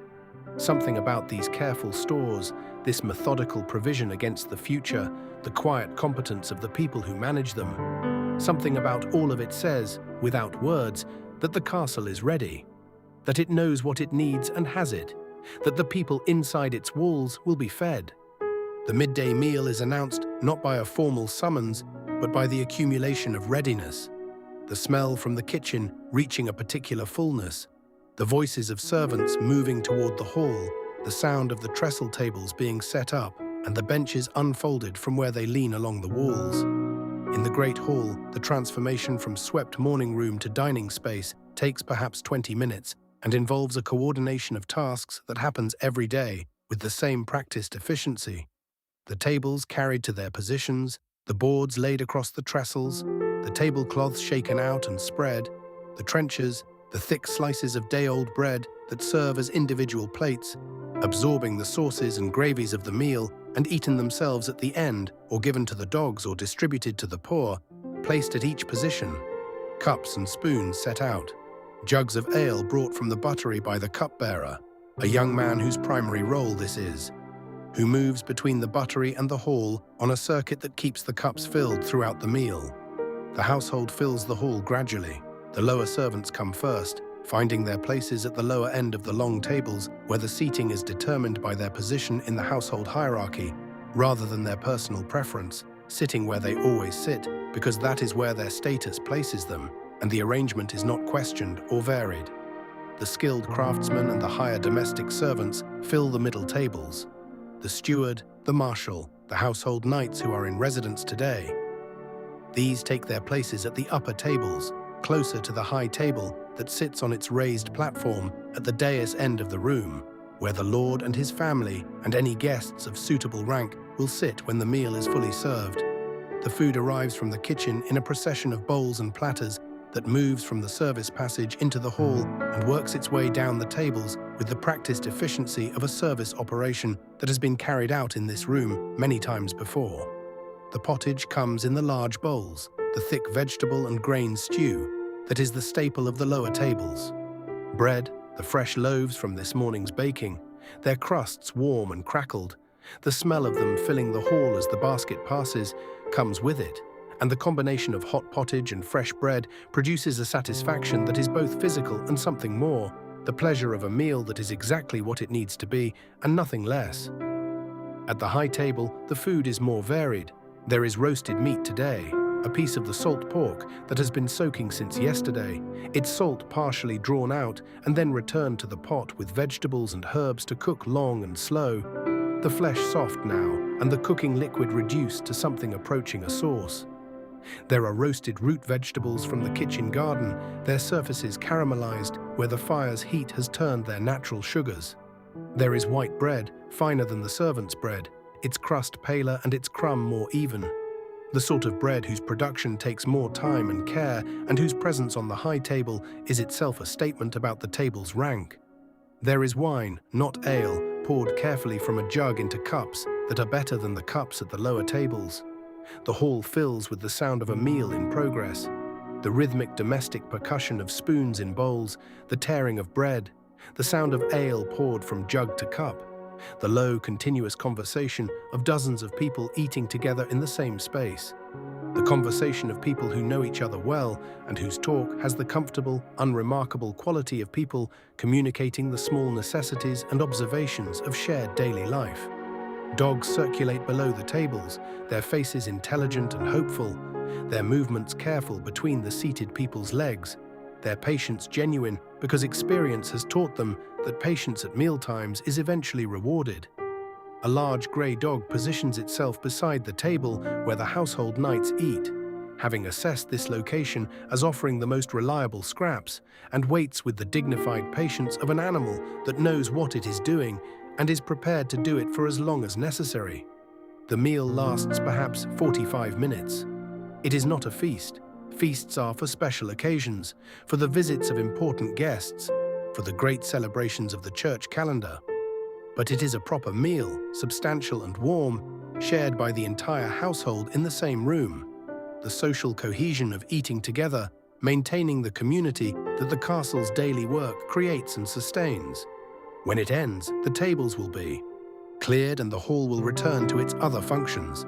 But for these 45 minutes, it is simply what it is: a room full of people eating together. The afternoon of a medieval castle has a different quality from its morning. The urgency of the early tasks, the fires to light, the water to draw, the bread to bake, the morning meal to prepare, has resolved into completion. The midday meal is finished, the tables cleared, the hall swept again. The afternoon is for the work that requires daylight and concentration, and is neither the preparation for nor the recovery from a meal, but simply the work itself. The sewing and spinning of the service rooms, continuing from their morning pace. The smithy's afternoon tasks, which tend toward the more complex repairs now that the morning's simple items are done. The garden's continued tending. The horses grooming in the stables. The courtyard moves at a slower pace than it did before midday. The bodies of the people in it carrying the slight, pleasant weight of a good meal eaten. The afternoon sun, such as it is through the thin cloud, giving the stone a warmer cast than the morning's cooler light. You return to the spinning room because the sound of it calls you back. That particular soft rhythm of drop spindle and drafting hand, the small periodic sound of the spindle being wound, the quiet steady breath of work being done well. 3 women are still there, still at work, their morning's progress continued into the afternoon in the same patient incremental way that all fabric production works. Every pass of the shuttle, every drafted length of roving, adding its small increment to the accumulating whole. The light in this room has changed since morning. The window now faces away from the sun, which has moved to the west over the course of the day, and the light inside is dimmer and more diffuse, which is why the women have moved their stools slightly closer to the window's reach. One of them has added a candle in a simple iron holder, a tallow candle, its flame small and steady in the room's still air, adding its own quality of warm light to the cooler light from the window.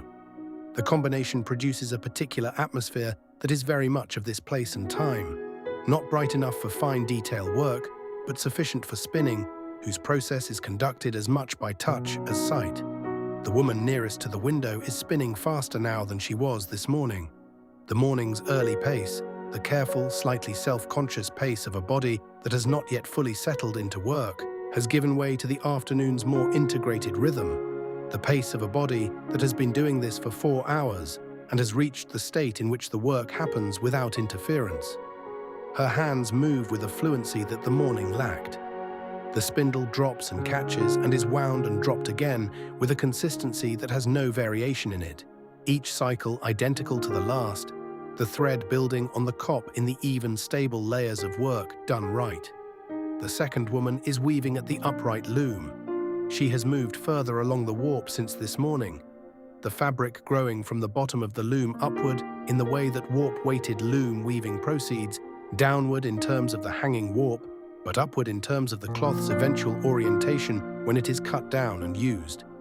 The portion of cloth now woven is perhaps 6 inches more than it was this morning, each inch representing its quota of shuttle passes and beating in, and the accumulated time of a steady worker working steadily. The shed changes. The shuttle passes. The sword beats. The shed changes again. This is the sound of cloth being made, a rhythm so regular and so fundamental that it resembles a kind of music, or at least the rhythmic underpinning that music is built on.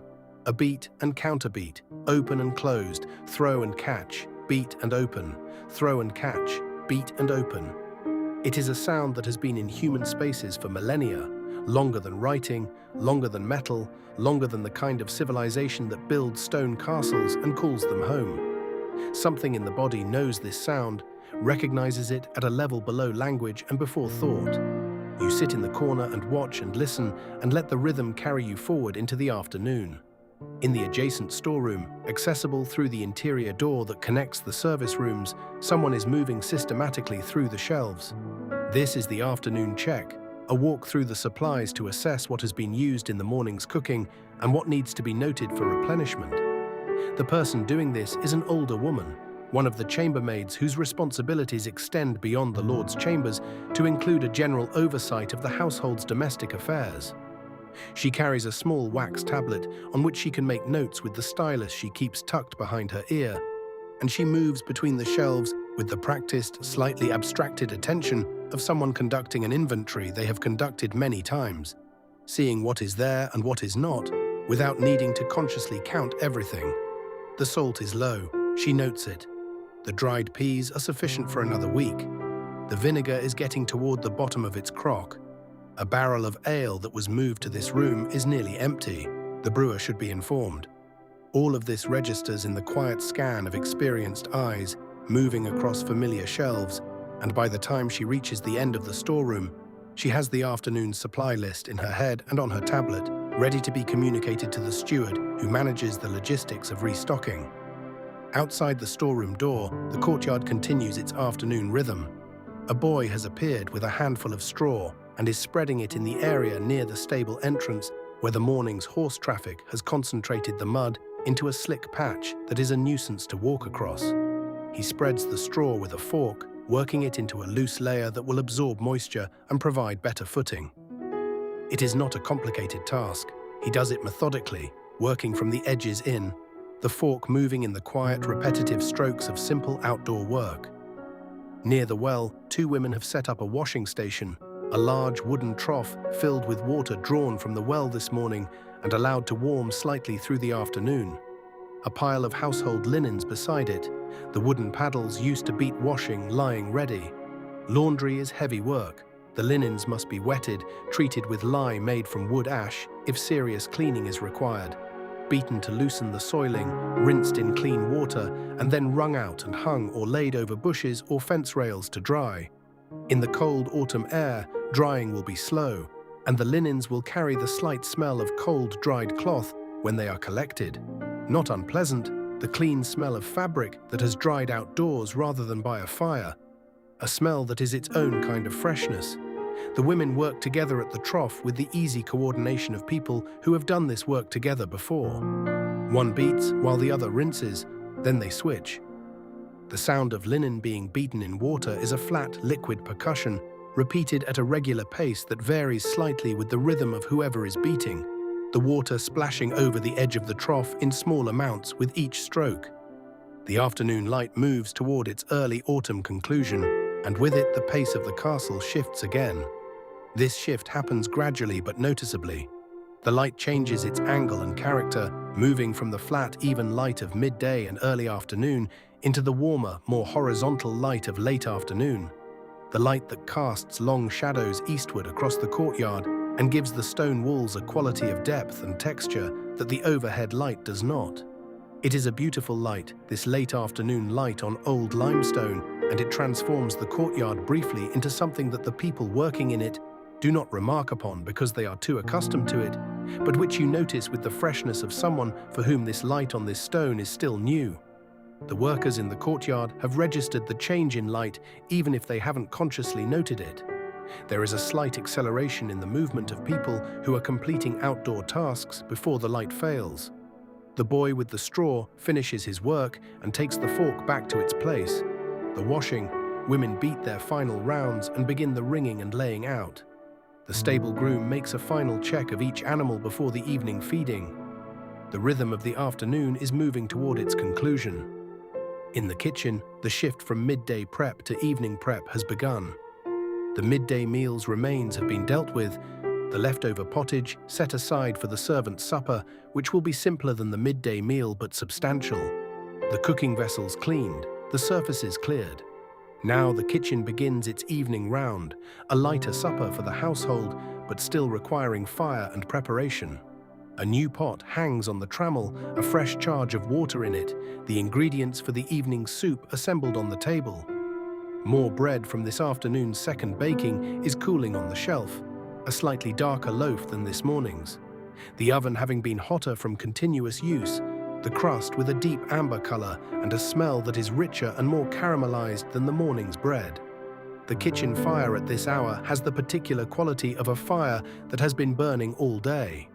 It is not the careful, composed fire of the early morning, laid with intention and tended toward a specific working temperature.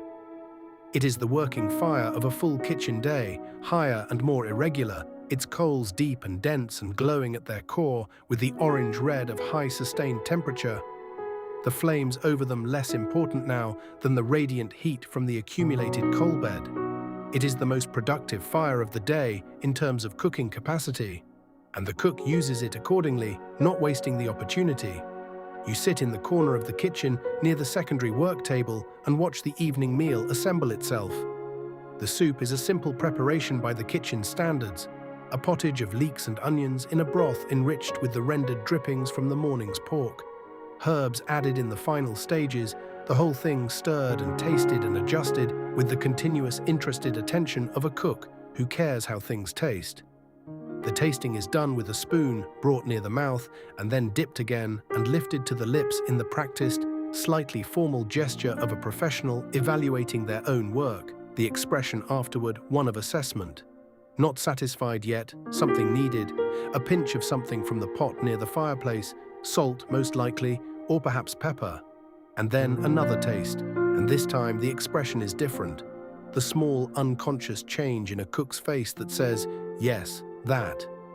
The bread for supper is already on the table, laid out in the practical way that bread is set out for a working meal rather than a formal one, not on trenchers, not ceremoniously, just there, available to be taken as needed. The ale jugs stand filled and ready near the service door. As the light outside the kitchen window moves from late afternoon toward the first suggestion of evening, the kitchen settles into the final preparation phase that precedes service. The cook moves with less urgency now that the key decisions are made and the main preparation is complete. She is managing rather than producing, checking and adjusting rather than creating, the posture of a craftsperson in the final stages of a day's work rather than its beginning or middle. Her assistants have slowed similarly, the pace of the kitchen modulating from its working intensity to something that feels more like resolution. From outside you hear the chapel bell marking the canonical hour of Vespers, the evening prayer. The bell rings clearly across the courtyard, its sound carrying into the kitchen and beyond, through the walls, upward, outward, the sound of religious time asserting itself over secular time, reminding the household that the day has a spiritual structure as well as a practical one. One of the kitchen assistants, the older woman, crosses herself automatically in response to the bell, the gesture simultaneous and unconscious, the reflex of a life in which this bell has always marked this hour and has always prompted this response. The supper will be served in the hall within the next half hour. Before then, the castle needs to be ready for the night. The preparation for nightfall in a medieval castle is a gradual process, a series of small acts of securing and settling that happen in parallel across the building as the light fails and the darkness begins to establish itself in the corners and the passageways. The outer gate is closed, not locked. The castle does not lock itself as dramatically as in stories, not in peacetime, not on an ordinary autumn evening. But the drawbridge is raised, the portcullis lowered, the great doors of the gatehouse pulled shut, and the bar dropped across them. The guard who does this performs the same ritual every evening, the same sequence of pulls and drops and bars, the castle closing itself around its inhabitants with the same practiced efficiency that the servants perform their own closing tasks. Candles are lit. This is done carefully because candles are expensive and not to be wasted, and the number lit in any space corresponds to the actual need for light in that space rather than to any notion of ambient illumination.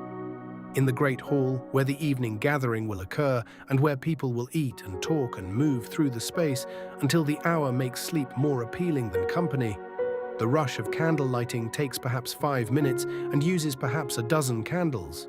Enough to see by, not enough to read fine print in the hall's farthest corners.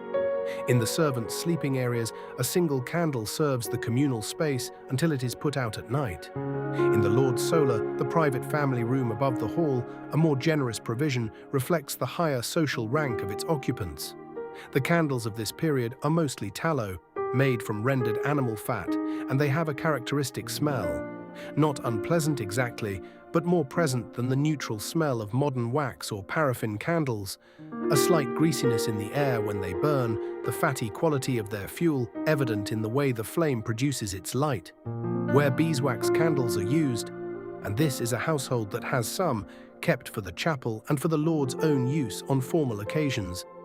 The smell is different, cleaner and slightly honeyed, the smell of the wax's natural composition. But tallow is the everyday light, and its smell is the smell of medieval evenings, present in every room and every passageway and every stairwell as the darkness claims the castle, and the candles assert against it their modest, warm, essential light. The fireplace in the Great Hall is now burning at its full evening capacity, the logs the boy laid this morning having been maintained and replenished through the day, and now producing a fire that fills the hearth from side to side and projects heat well into the room. The fire is the center of the evening in the way that candles are not just light, but warmth, and the gathering of people toward it creates the social arrangement of the hall's evening hours, bodies oriented toward the fire, conversations conducted across the shared warmth of the hearth. You find a position at one end of the bench nearest the fire and settle in. The supper has been served, the meal simpler and quieter than the midday gathering, less people in the hall tonight. Some of the lower servants eat in the kitchen or the service corridor rather than the hall, the social performance of the full household meal reserved for midday. The soup from the kitchen arrives in the hall in a ceramic tureen carried by a serving man, and it is ladled into bowls with the same careful hierarchical distribution of the better portions to the higher-ranked tables that governs all the castle's food service. The bread is passed, the ale is poured. The meal proceeds with the comfortable informality of an evening gathering at the end of a working day. The conversation lower-voiced than midday, the pace more settled. After the supper, the tables are cleared again. Benches are moved toward the fire. A few people leave the hall for their sleeping places, the servants whose quarters are in the attics or the cellar rooms, the page whose responsibility to the Lord is suspended for the evening. But others remain, arranged around the fire in the comfortable proximity of people who share a space and a life and are in no particular hurry to abandon either. One of the household knights produces a small carved piece from somewhere in his clothing and sets it on the board that someone has placed between two stools near the fire. Chess, probably, or tables, the backgammon ancestor game that was as common in this period as chess, and often more popular for casual play. His opponent leans over the board to assess the position with the focused attention of someone who has been looking forward to this game since the midday meal. One of the older servants, a man whose position in the household is not clearly visible from his manner. He could be a skilled craftsman or a house officer or one of the household's small permanent retinue, settles back in his seat with a cup of ale and looks at the fire with the particular quality of attention that a fire inspires in people who spend their evenings near one. Not watching it exactly, not following the individual flames or the movement of the coals, but receiving it, allowing the fire's light and warmth and movement to fill the attention in the comfortable, undemanding way that fire always has, providing something for the eyes to rest on without requiring anything of the mind. The hall is warm, warmer than it was this morning, the accumulated heat of the day's fires now absorbed into the stone of the walls and floor and radiating back gently. the fire in the hearth maintaining what the stones are giving back. It is not evenly warm. The end of the hall nearest the fire is comfortable, even pleasantly warm, while the far end near the screen's passage is still cold, the warmth not reaching that far, even with the fire at full operation. The rushes on the floor hold a little of the heat close to the ground. The herbs mixed into them, releasing, in the warmth, their faint stored smells. The memory of summer, of the meadow they came from, of the drying rack on which they were prepared, carried in the dried matter of the rush and liberated now by the evening's heat. One of the candles near the window gutters and drops lower as it burns toward its end, and the woman sitting nearest it reaches up without looking away from her sewing and pinches the wick with the practiced two-finger motion of someone who has pinched 1,000 candle wicks and knows exactly the pressure required to make it burn cleanly without going out entirely. The candle steadies. She returns to her sewing. Outside the hall's high windows, the sky has gone fully dark. The thin cloud that diffused the day's light has cleared partially, and through the unglazed upper windows you can see at the right angle a section of sky where stars are visible, the familiar patterns of an autumn sky. Orion not yet fully risen, Cassiopeia high and bright, the dense concentration of the Milky Way running diagonally across the visible section of sky. They have always been there, those stars, moving on their slow paths above this castle and the land it sits on, indifferent to the fire and the candles and the small warm life being lived inside these walls. The night watch is in place on the wall walk. You cannot see or hear them from here, but they are there, walking the circuit with the steady, attentive pace of the night watch, which is different from the day guard's casual circuit, only in its alertness and its darkness.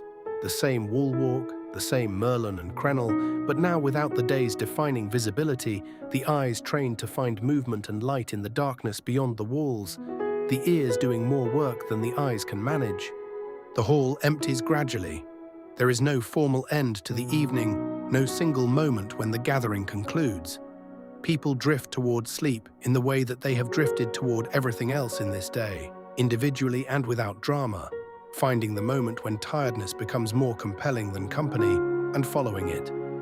The fire burns lower, not because anyone has decided it should, but because the last log was added an hour ago and it has had time to burn down without replacement, and the person who would normally tend it has gone to bed.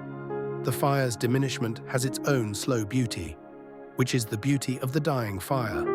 The flames becoming smaller and less frequent as the fuel is consumed, the oranges deepening to reds, the reds contracting to glow.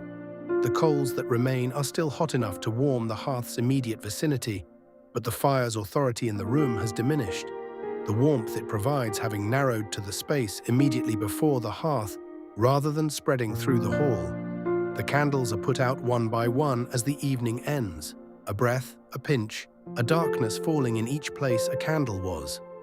The last one to go is the large tallow candle on the iron stand near the fire, the one that has been the hall's primary light through the evening hours, and its extinguishing marks the hall's end as a social space for this day.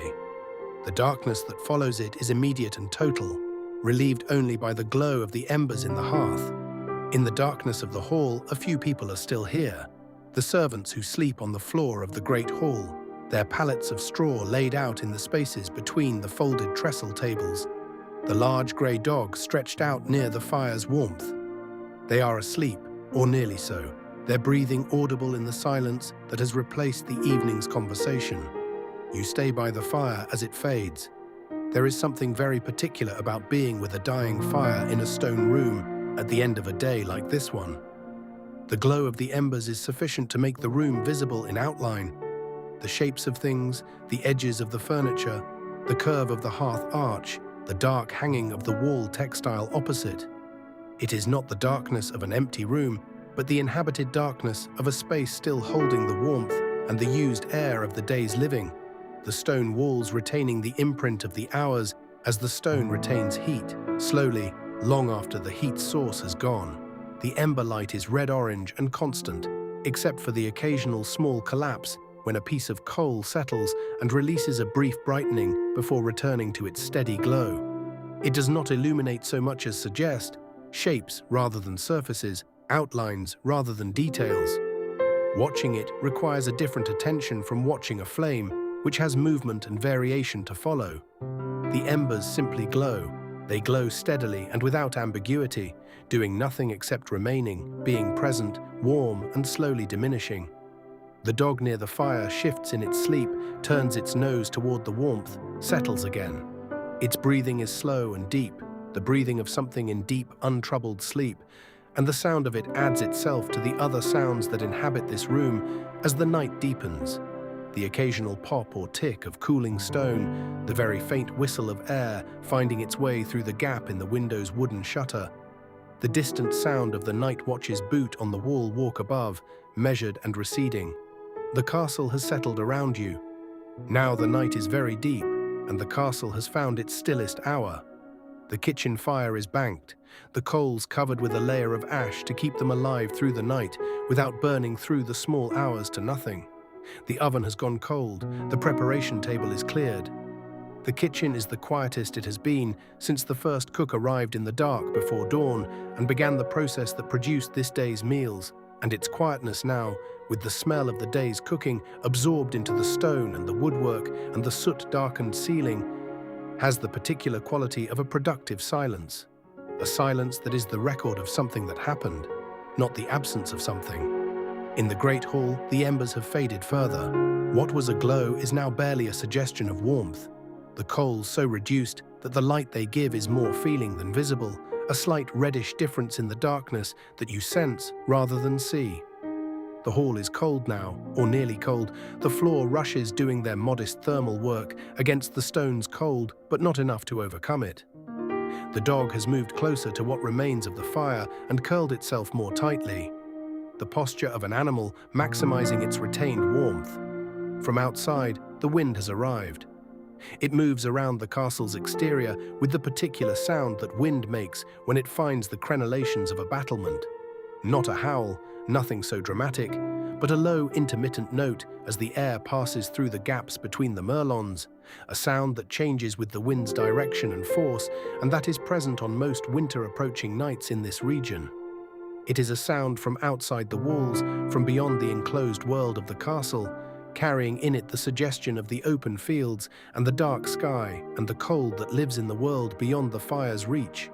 Inside, the stone absorbs the wind's sound, muffles it, holds it at a distance.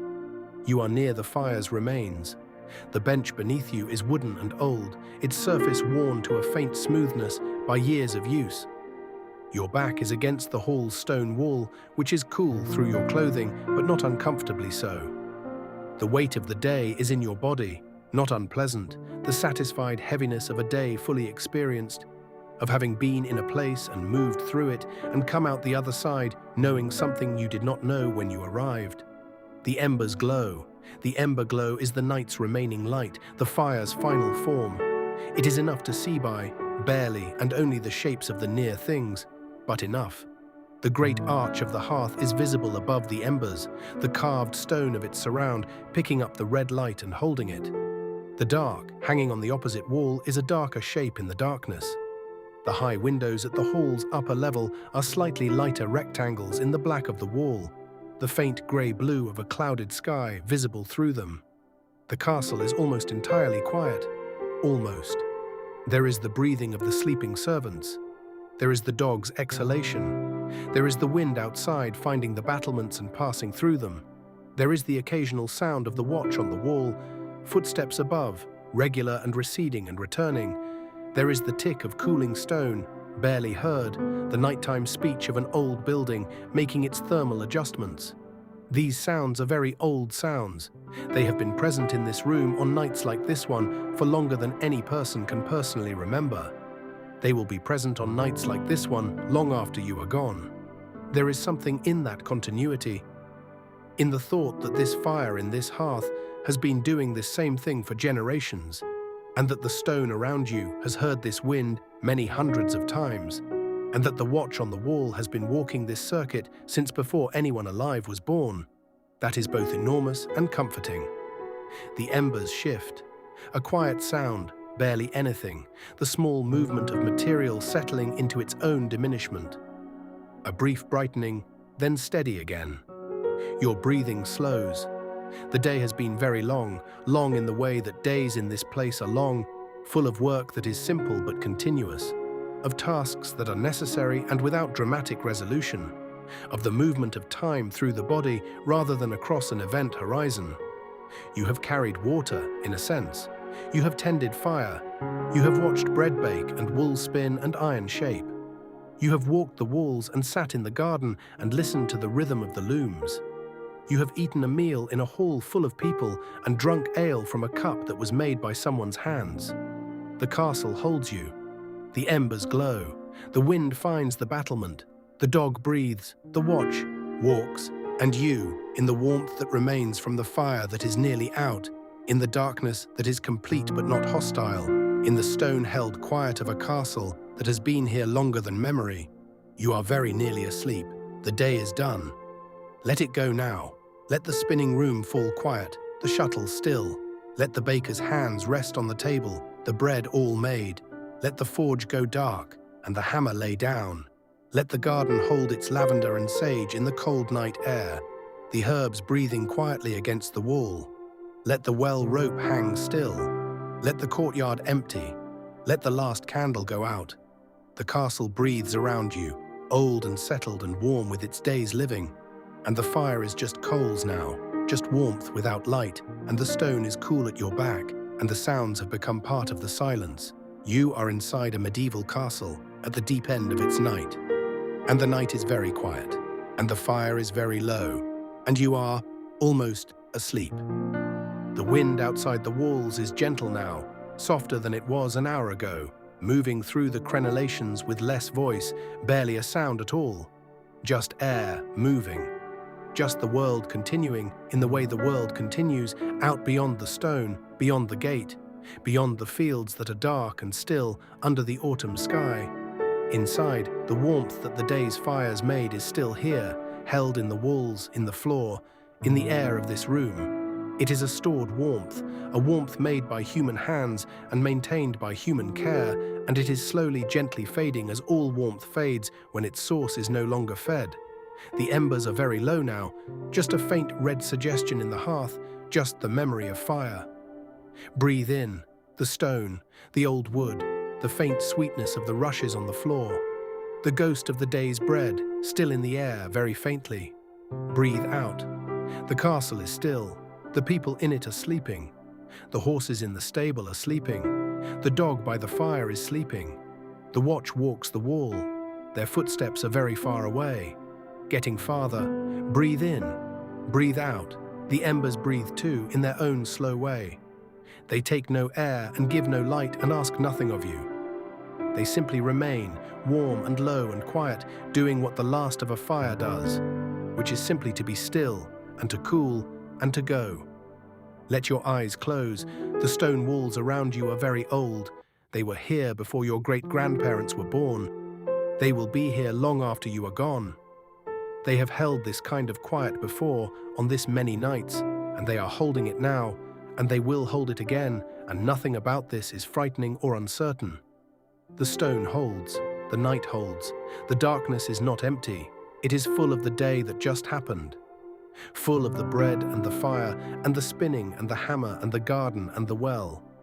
Full of the people who moved through these rooms and did their work, and ate their meal, and lay down their bodies to rest. Full of the ordinary, unremarkable, absolutely precious fact of a day lived inside walls that keep the cold out and the warmth in and the community together. Breathe in. Breathe out. The embers glow. The wind finds the battlements very softly and passes through. And the night goes on. And the castle holds. And you are very nearly gone. If this helped you sleep, please like the video and consider subscribing. There are more places waiting, more quiet rooms, more long days, more fires that burn through the night. I'll see you in the next one. Sweet dreams.